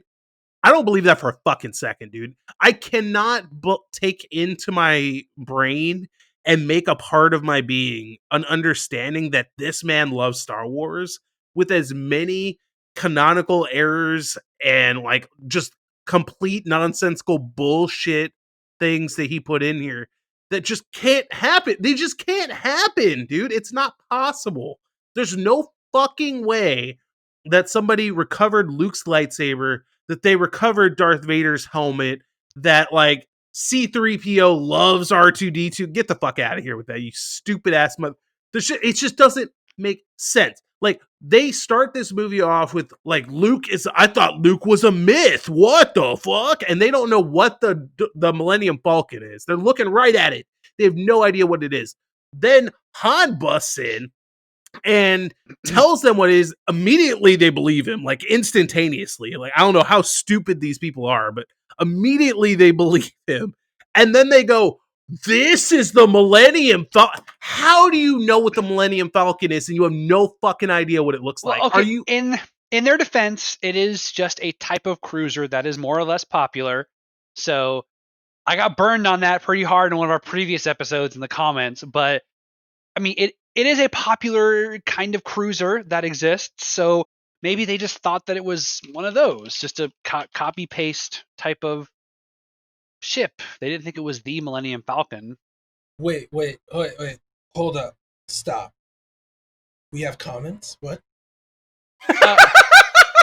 I made a comment on episode 1 or 2. No, actually, I don't know which. I don't know which movie that we were reviewing. No, you don't need to explain like where the comment came from, where it came. I'm just saying we have comments. Fuck, I don't want to read the comments. They're gonna be like, this guy's a fucking idiot. God damn. You think we're just talking into a vacuum? I'm People so listen. insecure now. I'm not on any more of these podcasts. I'm done. At least you didn't get singled out. Jesus Christ. It's just been spitting into the wind for like 6 months. I was totally fine when I didn't think anybody was judging me. Now it's over. All right. We're recording. Peace, guys. Last podcast. What do you mean this is being recorded? I will say this, though. As much as I hate everything about this movie, they did bring back sarcastic Chewie, and I have to give him credit. And he's got some older fur. Like, you can tell his colors are changing now because he's getting a little older. He's not. He doesn't have the pepper fur though yet. Pepper fur, dude, not yet. Dude, that scene where he's like talking to the medic or whatever. Oh yeah. Like, oh yeah. I'm sure you were so brave. I love that. I love that scene so damn much. But like, the first scene when they're on the Falcon, like they first take it back from Rey and shit, and I think it's Finn that looks to Chewie and he's like, wasn't Han Solo like a general? And he's just like, whatever. I mean, that's what they said. I was like, yes, at least Chewie hasn't been ruined by this abortion of a movie. Yeah, I mean, they nailed Chewie. My heart broke, and though. No one else. I mean, talking about Chewie, my heart broke after Han died. They nailed Chewie and Han Solo because that's how Han Solo was supposed to be portrayed in the first movie. I guess that's fair. Yeah, Han Solo is pretty accurate. Yeah, Leia doesn't make any fucking sense. No, Yeah. she's written. That's definitely a note that I have. First I want to make a point that after Han's death later in the movie, Chewie's reaction, that actually got to me. I'm like, oh, poor Chewie. You know, your life debt, like that was dude. I mean, it's for Chewie, it's not even a life debt anymore, dude. Like, he is like a hetero life mate for Han Solo, dude. Like, those two are bros. Chewie's reaction got me he more. He was like truly upset. Like, that was a 7 foot tall walking carpet in a lot of pain. Yeah, a good shot though. He nailed Ren. He nailed freaking Kylo Ren. He got him. I mean, should have shot him in his stupid face. But... He was firing through the tears, man. Man, that would have been great. Like, you just massacre his face because he gets hit in the face with a bowcaster bolt. Or instead of the final fight being between Rey and Kylo, it's actually Chewie. Chewie just squares up. Squares up. Come on, you little punk motherfucker. Just gets his lightsaber, breaks it over his knee, and he's just like brute strengthened through his force powers. Yeah. They just have to go hand to hand. I don't care what weak ass force powers that Kylo Ren has, Chewie would fuck him up. That would have been incredible to see, man. That would have been really freaking cool. Dude, it would be awesome if he tries that bullshit with like the beam on Chewie's fist. So he just like paused for a second. He just comes up with his left fist and knocks his head off and shit. He I slows it want down. Chewie to kill him so bad now. He's struggling through it, but Chewie breaks through it. Love it. I love it. Oh my god! But yeah, so good. Back to your point, I did not, and throughout the entire sequel trilogy, I did not like how they wrote Leia. She was nowhere near as witty, as snarky, as quick as I loved her being in 5 and 6. 4, 5, and 6. Actually, in 4, she was a firecracker too. It just felt so different, you know. I don't know. I mean, she's not 17 no more. I know, but I just feel and like now she's just plain no more. I don't know. And I don't know if it was a lack of, if it was the writings issue or if it was, you know, rest in peace, of course, Carrie Fisher, but her untimely death, yeah. If it was just her acting that couldn't bring that to the foreground, because that definitely wasn't it. I haven't seen a lot of Carrie Fisher stuff outside of Star Wars, so I don't know what else really there is. Well, I mean, like, actually, do you really need to see anything else? Like, she clearly had the chops. I actually take that back. She was in Blues Brothers, which I saw 2 weeks ago. Oh yeah, that's true. But she didn't have much. Really, her character was just blowing stuff up in that movie and being a crazy ex. But I don't know. They could have written her a lot better. The Han and Leia reunion that happened, I thought was not only completely thrown out of the window because C3PO's awkward ass entrance that could have waited, but the writing was just subpar. It just felt kind of weird. Yeah. One scene that really got to me, I went to the first scene in the movie that kind of got me a little emotional. It got me those, you know, those goosebumps, those heebie-jeebies, where when Han and Chewie were on the Falcon and he says that line, he's like, it's all real. The Force, the Jedi, that exchange was really powerful. I thought they nailed that bit of dialogue. I loved it. I was so fucking checked out by that point already that like couldn't appreciate the gravity of that line. Nah, not really, dude. Like, because like even through the original trilogy, Han sees some shit, and at the end of episode 6, I still don't feel like that's something he would have said. So like for him to say that almost felt out of character for me. I feel the opposite. I feel that was him kind of understanding that people may believe it was some mythical event or a scavenger on a desert planet that knows nothing but to struggle to survive, hearing whispers of what it's like in the outside world. So of course you wouldn't have too much experience with what is really happening outside of what's brought to her little desert town, which you can only assume isn't much. So to her, maybe it is a myth. And I thought that he kind of he saw a little bit of himself in her when delivering that line, because Han was like that in the 4th movie. He didn't believe in any of it. He had to learn the hard way that the Force exists and there are Jedi and that there are Sith. And I think that was him kind of mirroring how he originally was and kind of providing that exposition to her in a way that I came to realize that it's real. It's all real. The Force, the Jedi, it exists. He's like, just come to accept it. Know that it's not myth. That it is around, and that it did happen. That's how I took it. I wasn't checked out by then, so maybe it did impact me a little bit more. But I thought it was a beautiful line, and that was the first time. Are you implying that you were checked out at some point? I checked out towards the time where they were going to destroy the power regulator on the Star Killer base, because that's one of my other biggest big contention points with the movie, is that part, which we'll get to in a little bit. So yeah, at that point I checked out. Before then I was more or less on the ride. Speaking of this whole sequence on the Falcon and this weird fucking freighter that they have that just like swallows the Falcon, like that space worm in episode, what was it, 5? Oh yeah. Why didn't that Rathtar just eat Finn? Like, was it saving him for a midnight snack? Like, plot it just armor. kind of It eats everything else and just goes, you know what? This guy, I'm gonna hang on to him. He liked it. He liked him. He just has a really good personality. His you aura coming with was me. aligned with his. Yep, those chakras were aligned. Freaking Han threw that one punk into the Raptar's mouth, and he just gobbled them up right away. But I guess Finn lives because the plot says so. You know what I never brought up earlier, but something that bugged me throughout this whole movie? So, like, this is 30 years after episode 6. Yep. Okay. But now, at the end of episode 6, there's the Empire and there's the Resistance. And ostensibly, they cut off the head of the Empire. I don't know that would end the Empire, but like they're like we cut off one of their legs, right? Like they're hobbling around, they're bleeding to death. I mean, shit like that. Yeah, okay. So I mean, just as a premise, yeah, like, we I'm don't. following. Without the EU, we don't know what the fuck happened to the Empire after that, except that they crumbled, apparently. Mm-hmm. But then at the beginning of this movie, we now have the First Order, the Resistance, the Republic, and the Senate again.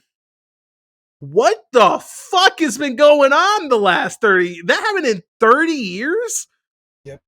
So I just assume, and I shouldn't be assuming this because this should be a bit of, once again, that 30 minutes that I was talking about that they could have used for exposition. This is a great 5 minutes that could have been utilized, explaining that after the Empire was dissolved, they reformed the Galactic Republic. They reformed a Senate structure. One of my big issues, though, is that they still call themselves the Resistance. You don't make when we went into Operation Desert Storm and we had a coalition of the willing, a UN sanctioned war, and we had multiple countries with us to invade Iraq. We didn't call ourselves a resistance. It was a fucking army. It was just you call it something else. You're not a resistance. You're because we weren't a resistance. That's apples and oranges. That's a terrible example. I'm only trying to say that a government structure which represents the entire, which represents every star system that's a part of said government, they formed an army. They formed some type of military force, and they called it a resistance instead of that's calling not true, it. Though. Yeah, that was also in the scroll. That's not okay. So let's look at the opening crawl. It says, with the support of the Republic, General Leia Organa leads a brave resistance. Because like they talk about it a little bit more in this movie, but like the resistance is the same resistance that it was in episode 6. And the Republic apparently just popped up again, and they're like feeding money to them, like low key under the table. Like they don't officially support them, but they do support them. Like the Republic is just kind of like, you First Order guys, we don't like you, man, but we're not doing anything about it. They're not like openly declaring war. So that's the point. Like they're not a Republic army. They are a resistance against the First Order that happens to be fed financial support from the Republic. So we're to assume that the resistance just stayed in its they just stayed formed, fueled by the Republic after the events of episode 6, and then just I would assume just went on different missions or went on different different escapades to destroy any remnants of the Empire, little pocket platoons or pocket armies that were still scattered around the galaxy for the past 30 years, and then somehow through all of that, the First Order still built a whole fucking super-powered space station that eats an entire star into a planet. Like it's just so weird. Don't forget, the plot of this movie is idiotic. Yeah, I mean, it eats a star and then it has enough firepower to destroy multiple planets. Oh, we're talking about this now. Starkiller Base is the dumbest fucking thing they've ever come up with in Star Wars. The most powerful thing they've ever come up with. You're welcome. It is the most. Forget powerful. It is the most. Like, you mean to tell me that not only did these mofos hollow out a planet and just shove a base into it, that really only got them 5 times the firepower of the Death Star, which frankly just doesn't seem worth it. But fine. But in order to power this unbelievable monstrosity, you have to suck the life out of a star. An entire star. Which I mean, you're talking about you just killed an entire solar system. Forget the 5 planets you can blow up after that. You just ended a solar system. Right, just like that. You just blinked it out of existence. So, and now I'm supposed to be worried about 5 more planets? The fuck out of here, dude. That's way worse than shooting 5 planets. I hated Starkiller Base. And I think there were a few things they could have done to make it redeemable and make it actually pretty fucking awesome. Number one, I know that Star Wars has never been worried about breaking the laws of physics or how things kind of work naturally, right? But Starkiller Base is their worst example of that. How are you going to fit the mass of an entire sun into a hollowed out planet and the planet is just chill with it? That doesn't make any sense. I'm not going to go off a tangent, but there's 30 minutes that I could explain why that's stupid and why it would never work. But well, don't forget that when they blow up Starkiller Base, the sun is just restored where the base was. Dude, if you sucked in the star, dude, you have to compress the star to a point to where it wouldn't it would explode. No way. You would have to compress it down to fit inside the planet. You would have to put out more energy than the star already previously had. You would literally lose energy doing that. So one, they should have, if you wanted to go the whole, okay, we're siphoning off plasma and using that as the energy to power it. Okay, fine.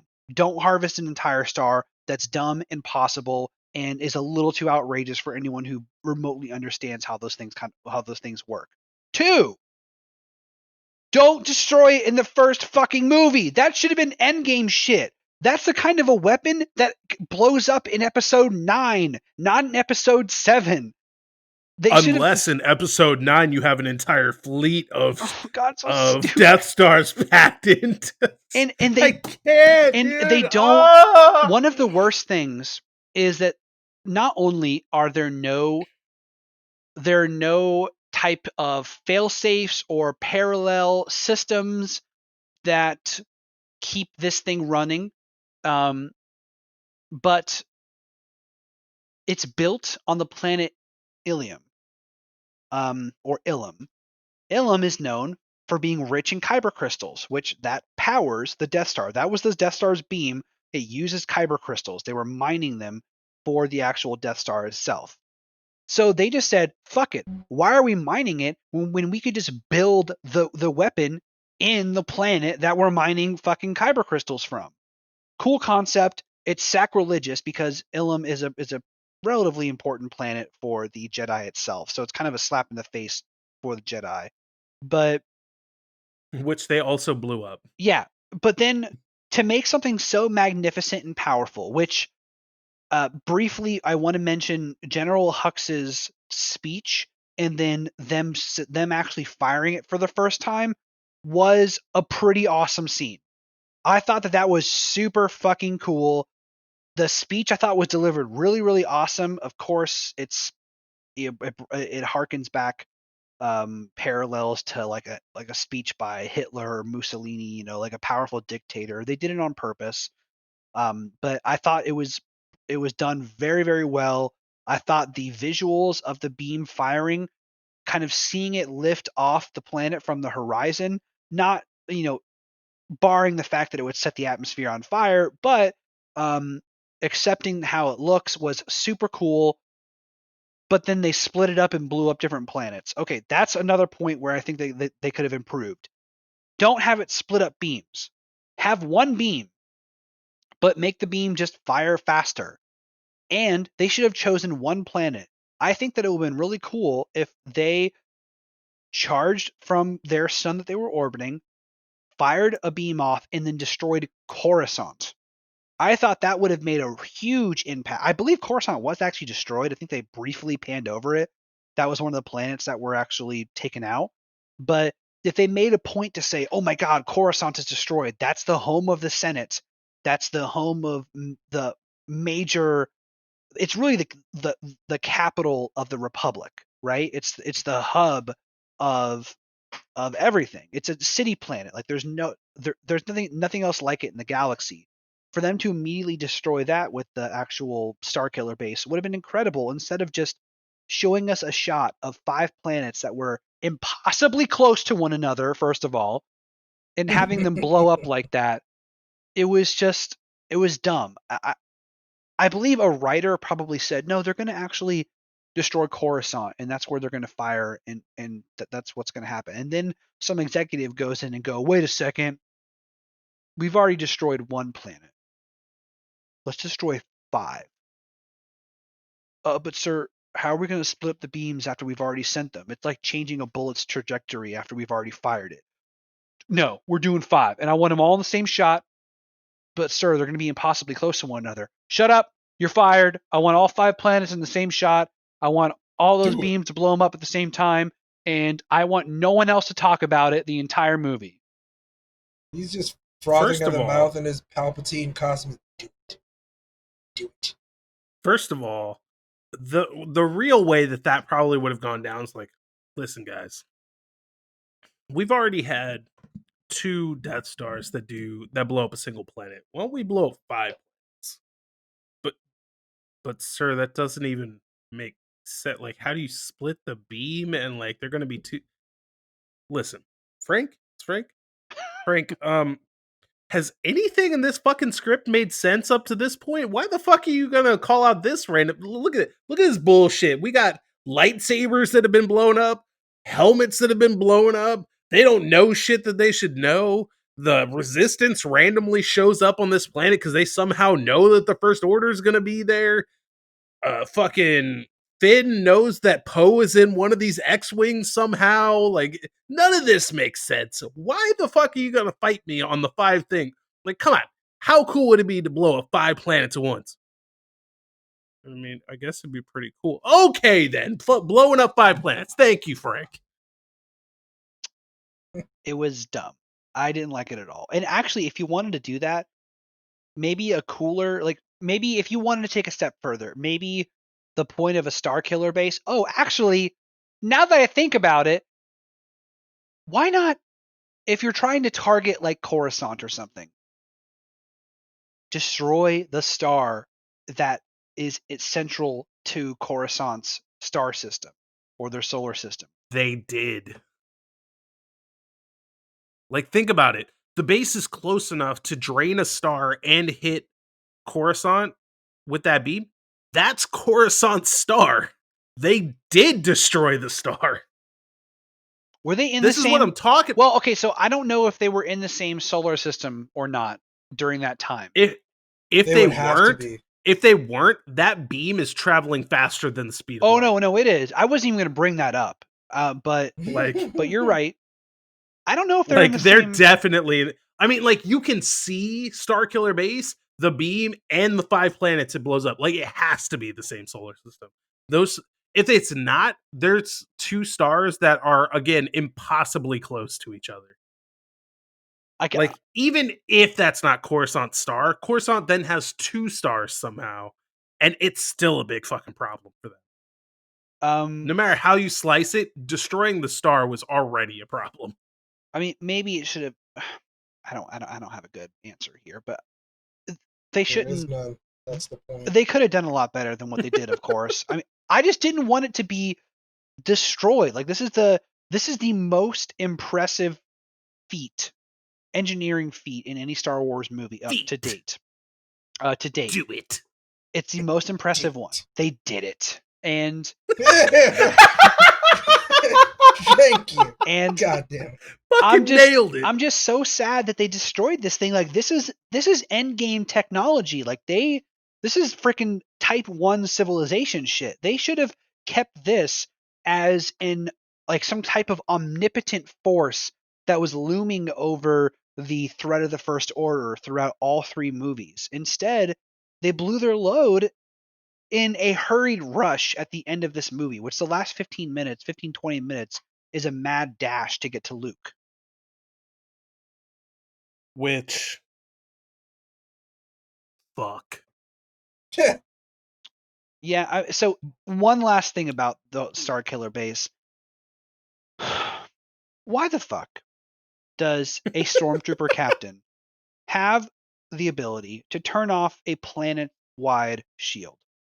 Why? Bro, that's your problem That with has that? bothered me literally Homeboy- since I brought that up the night we saw it. I brought that up when we saw the movie, and I've never liked this point throughout all of these years. The fact that she was able to turn off those fucking shields, that was ridiculous. There's a way, way bigger problem with that scene. Finn goes, I've got a plan. Walks out the door, and there's Phasma just walking. This base is the size of a planet! And she just happens to be right there? I think that Phasma, you're 100% right. The convenience was incredible. You're right. What they should have done and how they should have written it was they should have captured Hux. They should have found General Hux somehow, and he would be able to actually turn the shields off.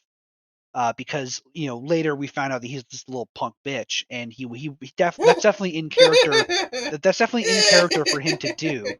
And then maybe Phasma stumbles upon them trying to force Hux to do this, and then they fight Phasma because she does nothing the entire movie besides exactly what I'm complaining about. Look imposing. I like the chrome armor. I don't like that they made it more chrome in episode 8. I did not like that. And they brought that up specifically, and we'll talk about it in the next podcast. But they went from realistic bumper chrome to truck nuts chrome. And it was way too much.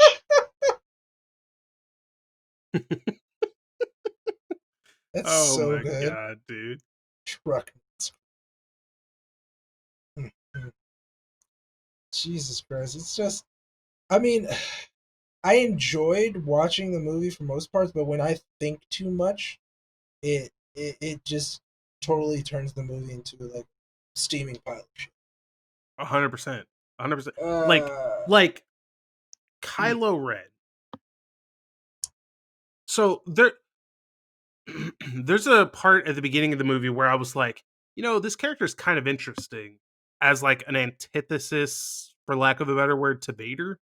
Because we see Vader in the original trilogy, and like despite how badass he clearly is and how he demands respect and fear, he still like respects the pecking order, and like those guys in the Empire, like oh Jesus, why can't I remember his name right now?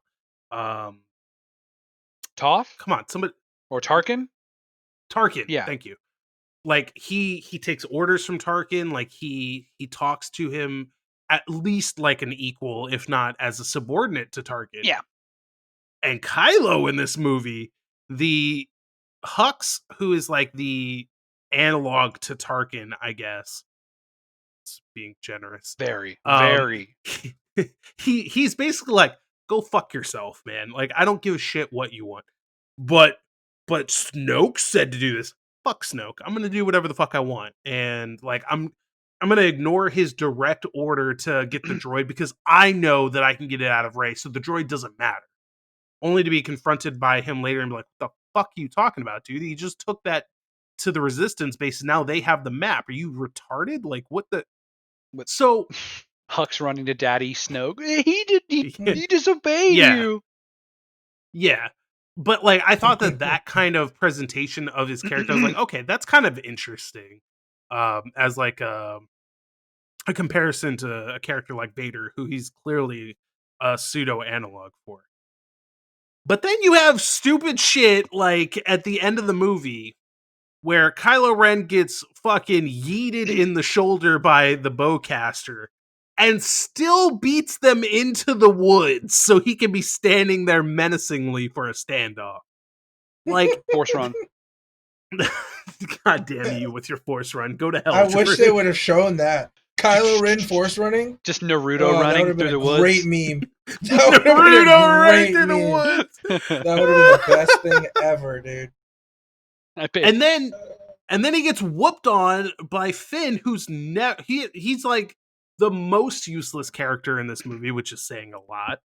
And he still gets a hit in on Kylo Ren, who at the beginning of the movie was this like immensely powerful character. We see how powerful he is, and yet he gets beat up by this stormtrooper. They imply he's injured. But I don't think they do a good enough job of showing how injured they want him to be. You know? Hell no, dude. Like, he's standing there punching himself in his injured little stupid pretty boy abs and going, okay, let's, oh shit, you stabbed me. This dude has no force ability. He has no training with the lightsaber at all. Like, how bad is Kylo Ren if he's getting messed? I don't care if he just got shot. He's good enough to have not only been there to stand off against, but he beat them there. And you want me to believe that this guy is like injured to the point where this no-name, nothing stormtrooper is going to beat him in a lightsaber duel for a second? I mean, that's basically should have killed him, but that's what still. That's what they expect you. That's what they expect you to understand. I think they really fail in communicating that. They really dropped the ball there. You could have stopped that sentence at communicating. But John, I'll pass this question over to you. What do you think of Kylo's saber?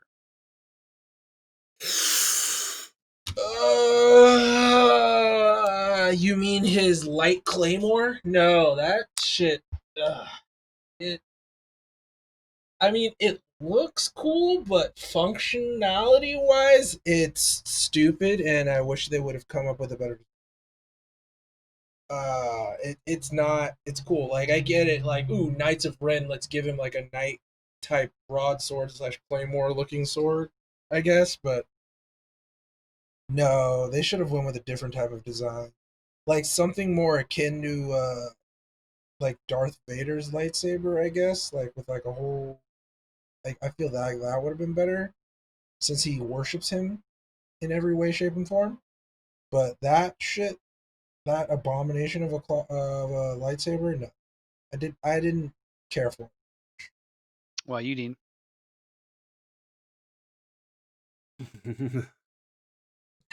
Let's see. How can I be nice about this? That's the dumbest fucking lightsaber I've ever seen in my life. That's really nice. All right. Yeah, that's about as nice as that can be. I tried. All right. Well, I'm the only one here that likes it. Jeez, why? You need to explain yourself, good sir. You gotta have something to say, because like that's an embarrassment. I think it was more or less brave for them to go out of their way to make a new saber design. It was a little jarring at first to see it, and I didn't really understand it.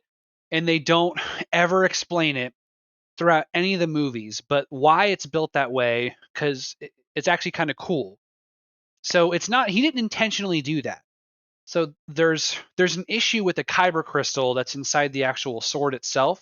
Like, he doesn't resonate well with the crystal, and I think the crystal might be like cracked or damaged in some specific way.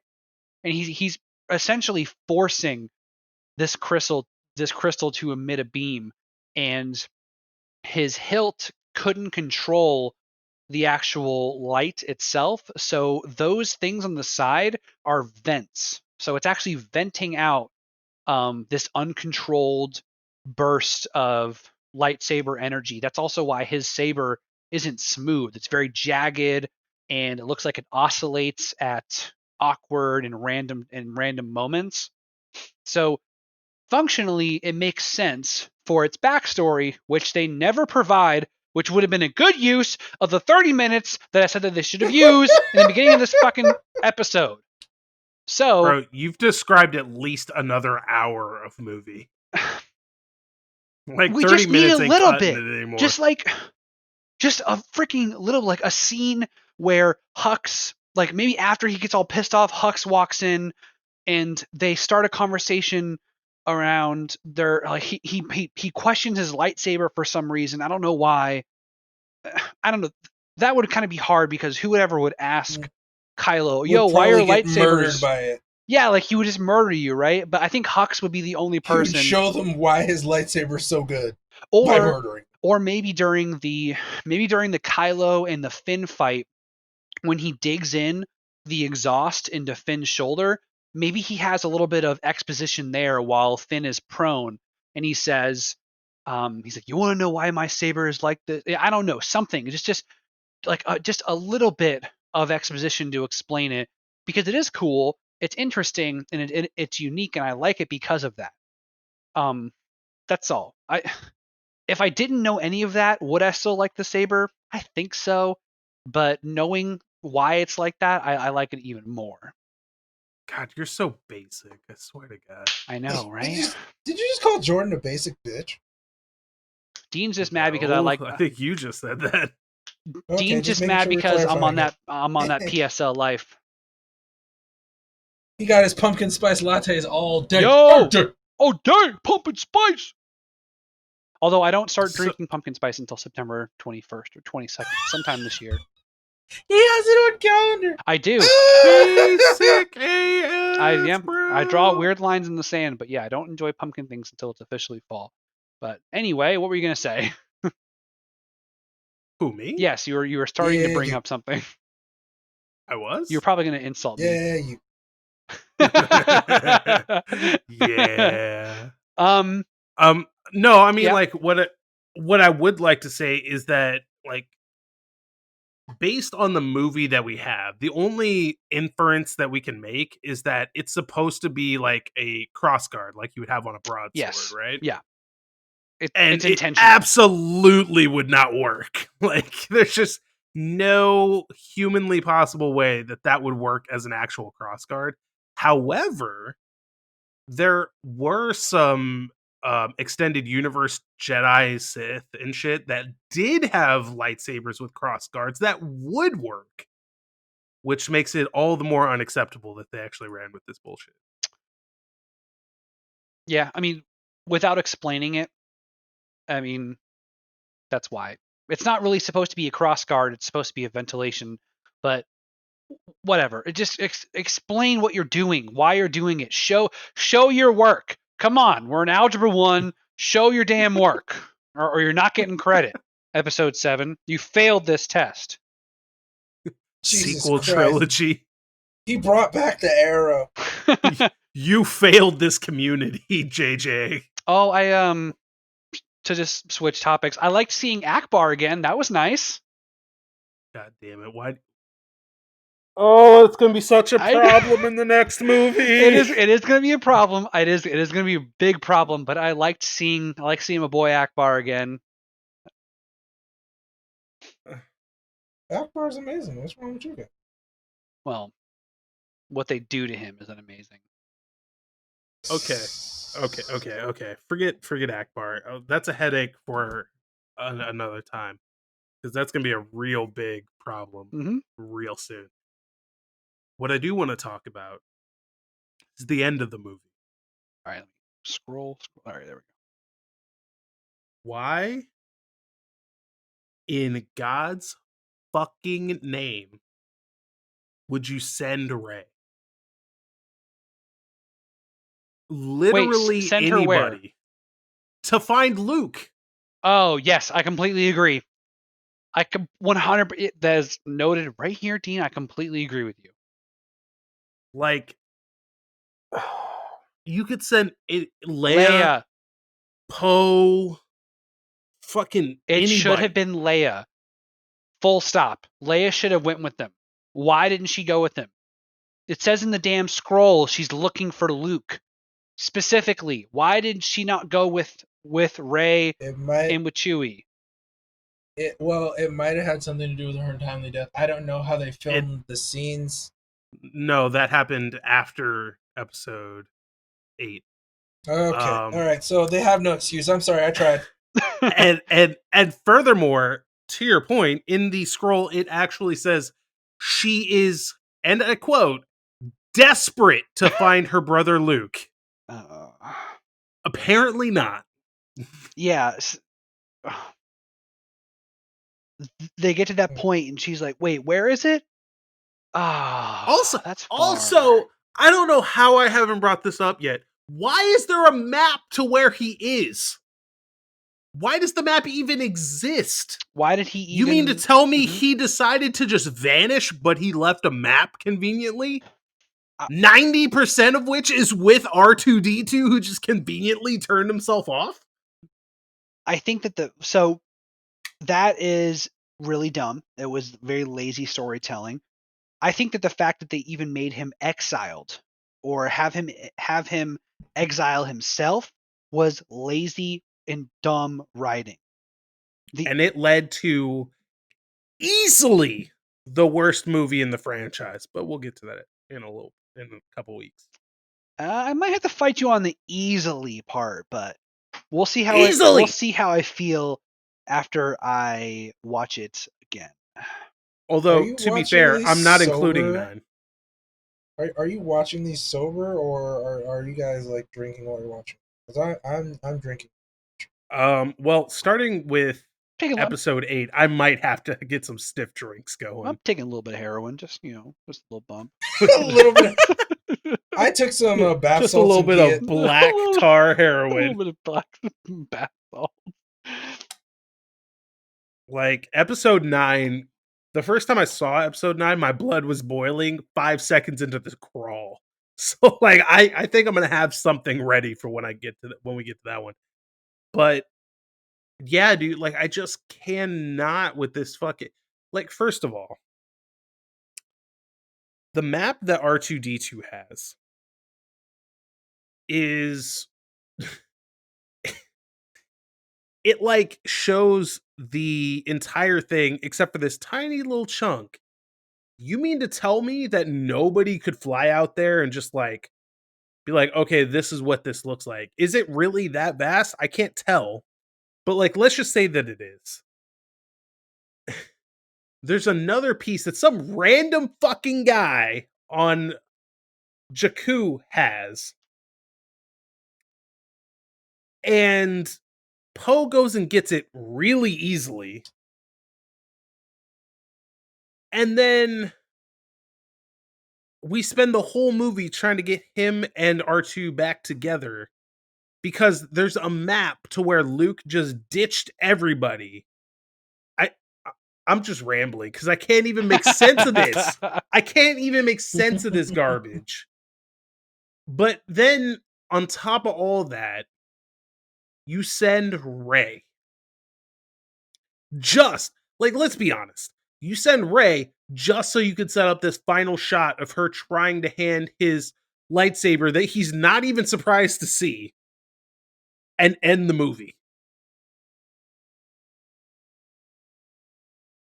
What a fucking cock tease. Are you kidding me? And this guy over here was over there with the whole group like, oh my god, I can't believe they ended it right there. What's gonna happen next? That's such a crazy ending. Meanwhile, I'm over there like, motherfucker, just put Luke Skywalker in there for 5 goddamn Anyway, go ahead. It's fine. It's fine that they tease Luke at the end of it. I don't have any issue with that at all. I just felt like the end was rushing. Like once they were actually at Starkiller Base, they were just like, okay, let's hurry up and let's just kind of finish up and get to Luke. And hey, here's Luke. All right, roll credits. That Luke scene should have been like an after credits scene. I think that would be cool. You know why they took, like, I'm thinking about this now. You know why Luke Skywalker's not in this movie? Because they knew if they put Luke Skywalker in this movie, Kylo Ren is dead in like 5 seconds, dude. Like, oh, I'm gonna rampage this town. I'm gonna do this.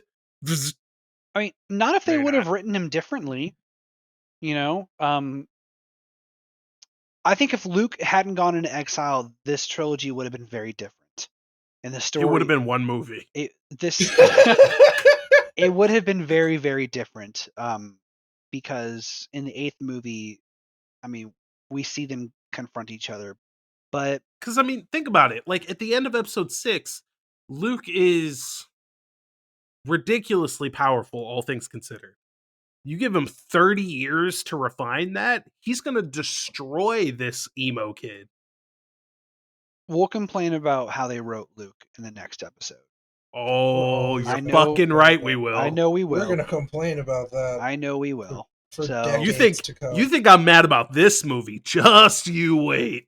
yeah, no, I'm looking forward to it. This was a new hope for me with it when I started watching this movie. Like, literally speaking, I was like, this is going to be the light before the darkness that is the rest of the Disney movies.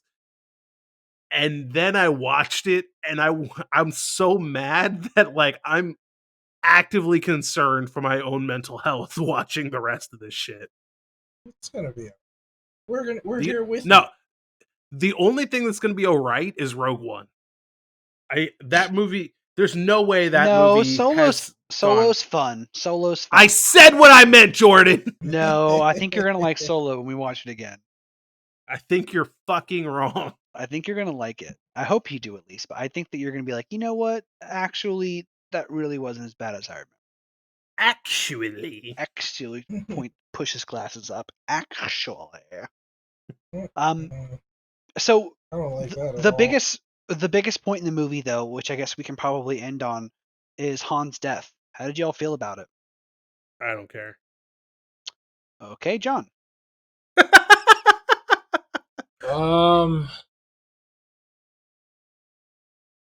I think it fell through a little flat because they didn't build up Kylo Ren's internal turmoil enough to make that impactful. It seemed like he was doing that to appease Snoke more than actually like battling with his own demons. See, this and guy with that gets it. decision, and it's a fault of like writing and build up that again that they basically, like, as I've stated before, they wasted a lot of the potential with this movie, with these characters, with the development of these characters, with what they showed us in the movie, and it just sucked. I will say, seeing him die in this movie makes me think of what impact it would have had on the first trilogy. You know what I mean?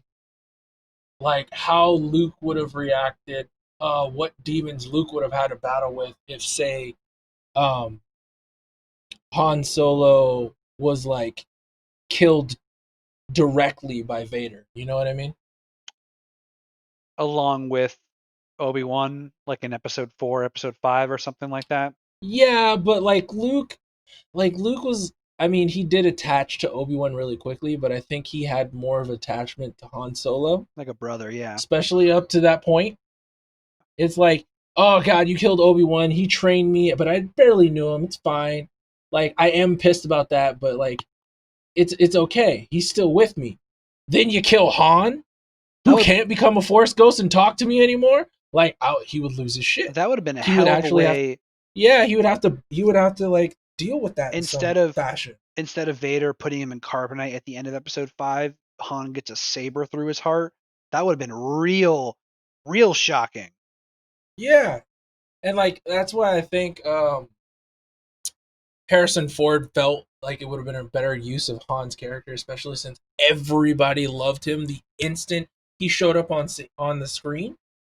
But like I feel like they gave Harrison Ford his wish that he wanted in the original trilogy, but it didn't have the impact he would have liked it to have because this movie just fell so flat, formative wise.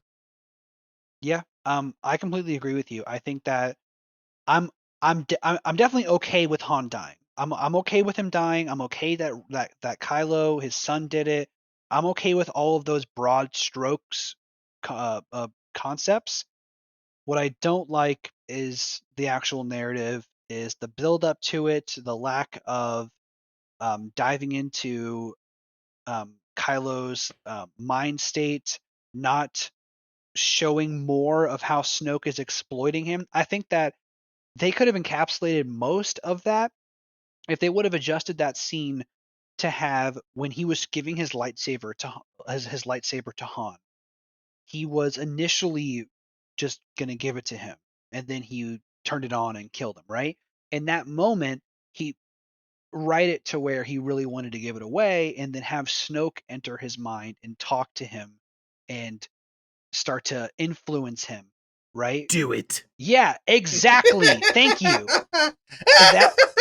That alone would have established Snoke a lot better. It would have also explained his behavior a lot more if you're like, oh wow, Snoke's just in his mind forcing him or heavily influencing him to do things. Manipulating him, thank you. And that to such an extreme that he's able to manipulate him into killing his own father when he kind of didn't. He was trying to give his saber away. I think that would have spoken volumes. A little bit of that added in would have been so critical for that moment. But we didn't get it. So. Yeah, like even Anakin in episode 3, which I disliked, very much so. I still could see the turmoil he had. Like even when Palpatine like gently nudged him to decapitate Count Dooku, he at least like had a one-liner is like, it's not the Jedi way, to at least make it seem like he thought about it for half a second. It's not the Jedi way. Do it. All right.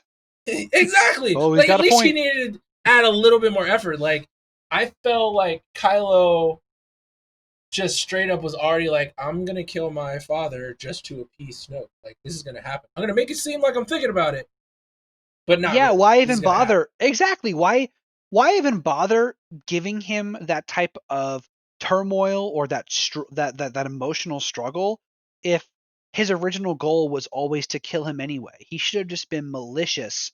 Maybe show him striking his father down while crying or something, like, because he's forcing himself to do it. I think he does like shed a tear afterwards, but like go one way or another. Like they just wrote it in the middle and it was awkward, kind of. Yeah. You know what would have been sick though if like he goes to like cut down Han Solo and Luke just comes out of nowhere and palms his fucking lightsaber. Ooh, the force palm and stops it. Yeah, dude, just like, dude, nah, not today, son. When they catch a katana with both hands at like the perfect time, but it's with a lightsaber. Yeah. Go full anime. Except like you can. Apparently, that's like a force power. It's like really they difficult do it. or whatever. But like you can straight up catch a lightsaber with your hand if you're strong enough with the force. I want to say it happens in episode 9, actually. Oh, Jesus Christ! I think it does because I think it does. I can't really remember, but I believe that it does. I guess we'll find out. We will find out. Yep. But yeah, like like when I said I don't care about this scene, I just mean that like both when I was watching the movie and like at this point talking through the movie, I'm just so emotionally spent with this bullshit of a movie that they put out that I can't even muster emotion for it anymore. I feel I definitely care, but like they've crossed my threshold for pain so many times in this movie that like this is just one more kick in the nads, dude. Like I just don't even. So removing the Star Wars aspect, is it a good movie? No. It's way worse when you remove the Star Wars parts. So as a movie, just in general, it's not good. First Star Wars movie that you see, it's not a good movie. Dude, it's a fucking terrible movie. The Star Wars bits are the only thing that redeems it at all. Like, think about this. I mean like no like Star Wars bits as in without background. So if this was your first Star Wars movie and you had no experience with any other, would you still think this was a good movie? No. That's what I'm saying. Like we've been talking for like we've been talking about for more than 2 hours how many things they consistently fucked up in storytelling, presentation, characterization, to a lesser extent visuals with the constant lens flares. Like there's so many things wrong with this movie that the fact that it's Star Wars, the only thing that can be like ripped out of it that you can say like, well, that was cool. Yeah, like if it didn't have the Star Wars like name banner and like backing, it would have never made nearly as much money as people like. It was more the fact that we haven't seen Star Wars in how many years until we saw this movie? Shit, what was it? 18 years? Yeah. And No, it was not 18 years. It was less than that. it was like maybe 10 or 15? Oh, it was 10. 10. It was 10. Okay. So 10 years, no Star Wars whatsoever, and then it's coming back. Everybody's losing their mind. You're gonna like everybody in the world who ever like vainly even had an interest in Star Wars or heard about Star Wars is going to see this movie at least once. At least once.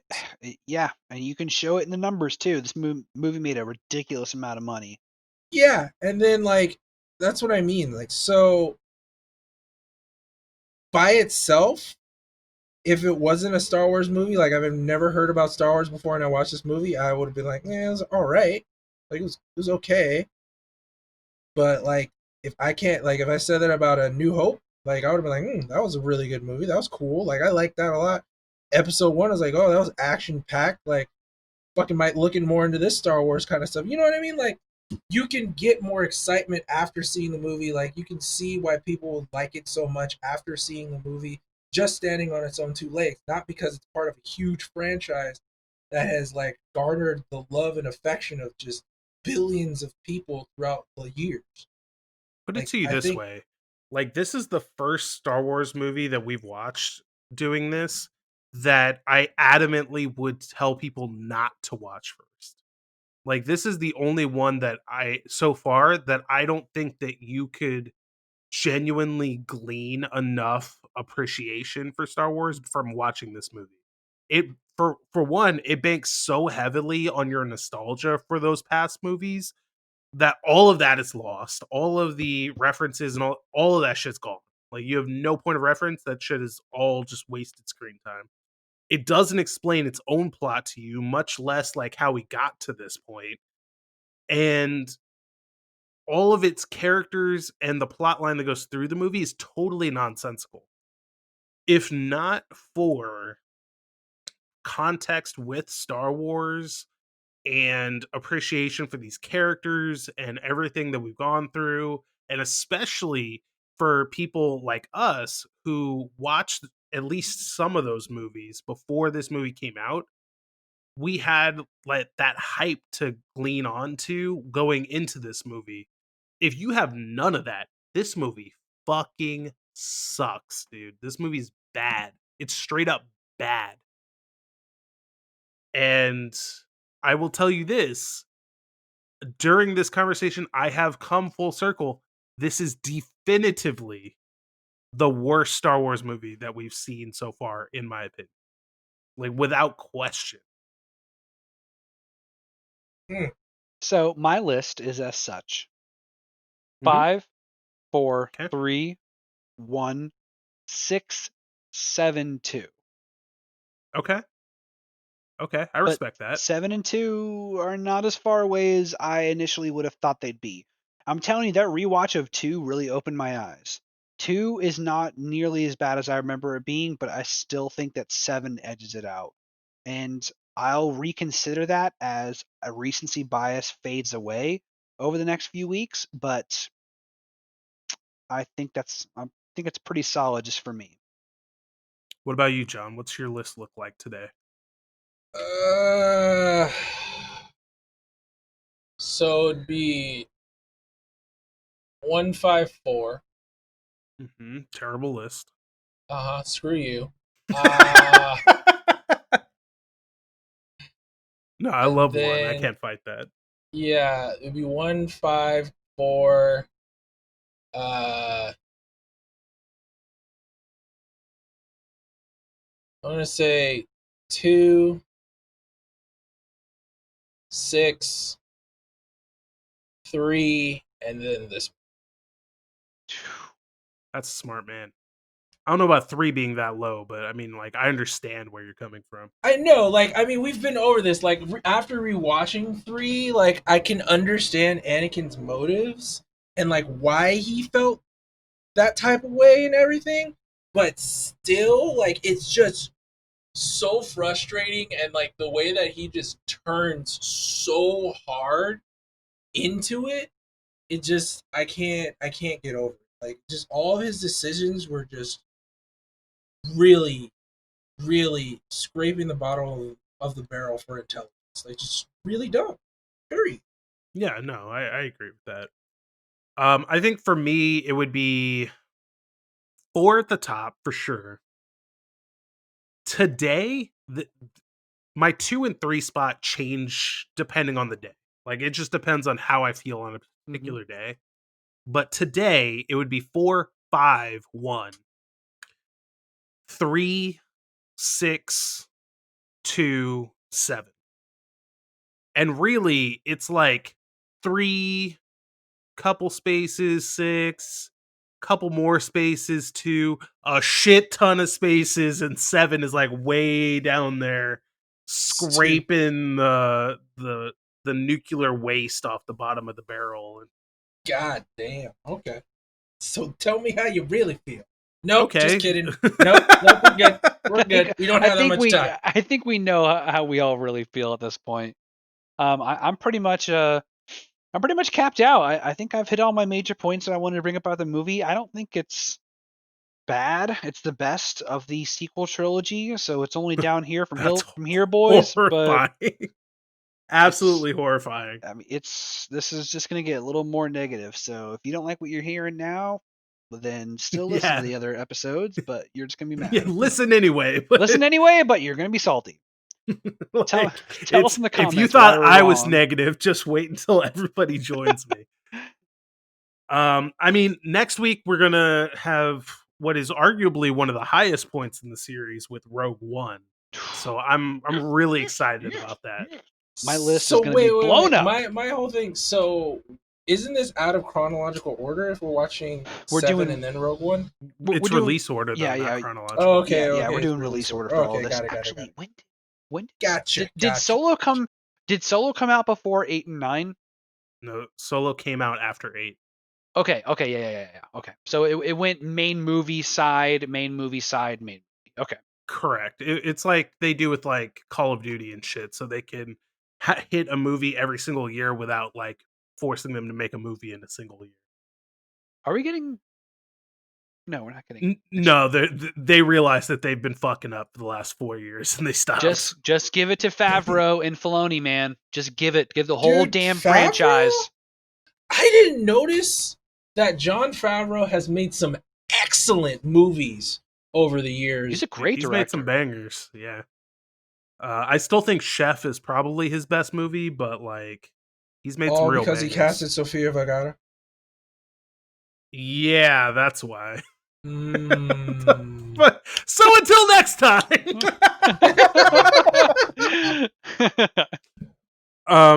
Before we go, if you enjoyed this and you're on YouTube, be sure to drop us a like and subscribe for more like this. We come out with a new podcast every Thursday. If you're enjoying us on your favorite podcast service, drop us a review as it really helps us out. And don't forget to come chat with us in the Discord between shows. And as always, have fun out there, guys.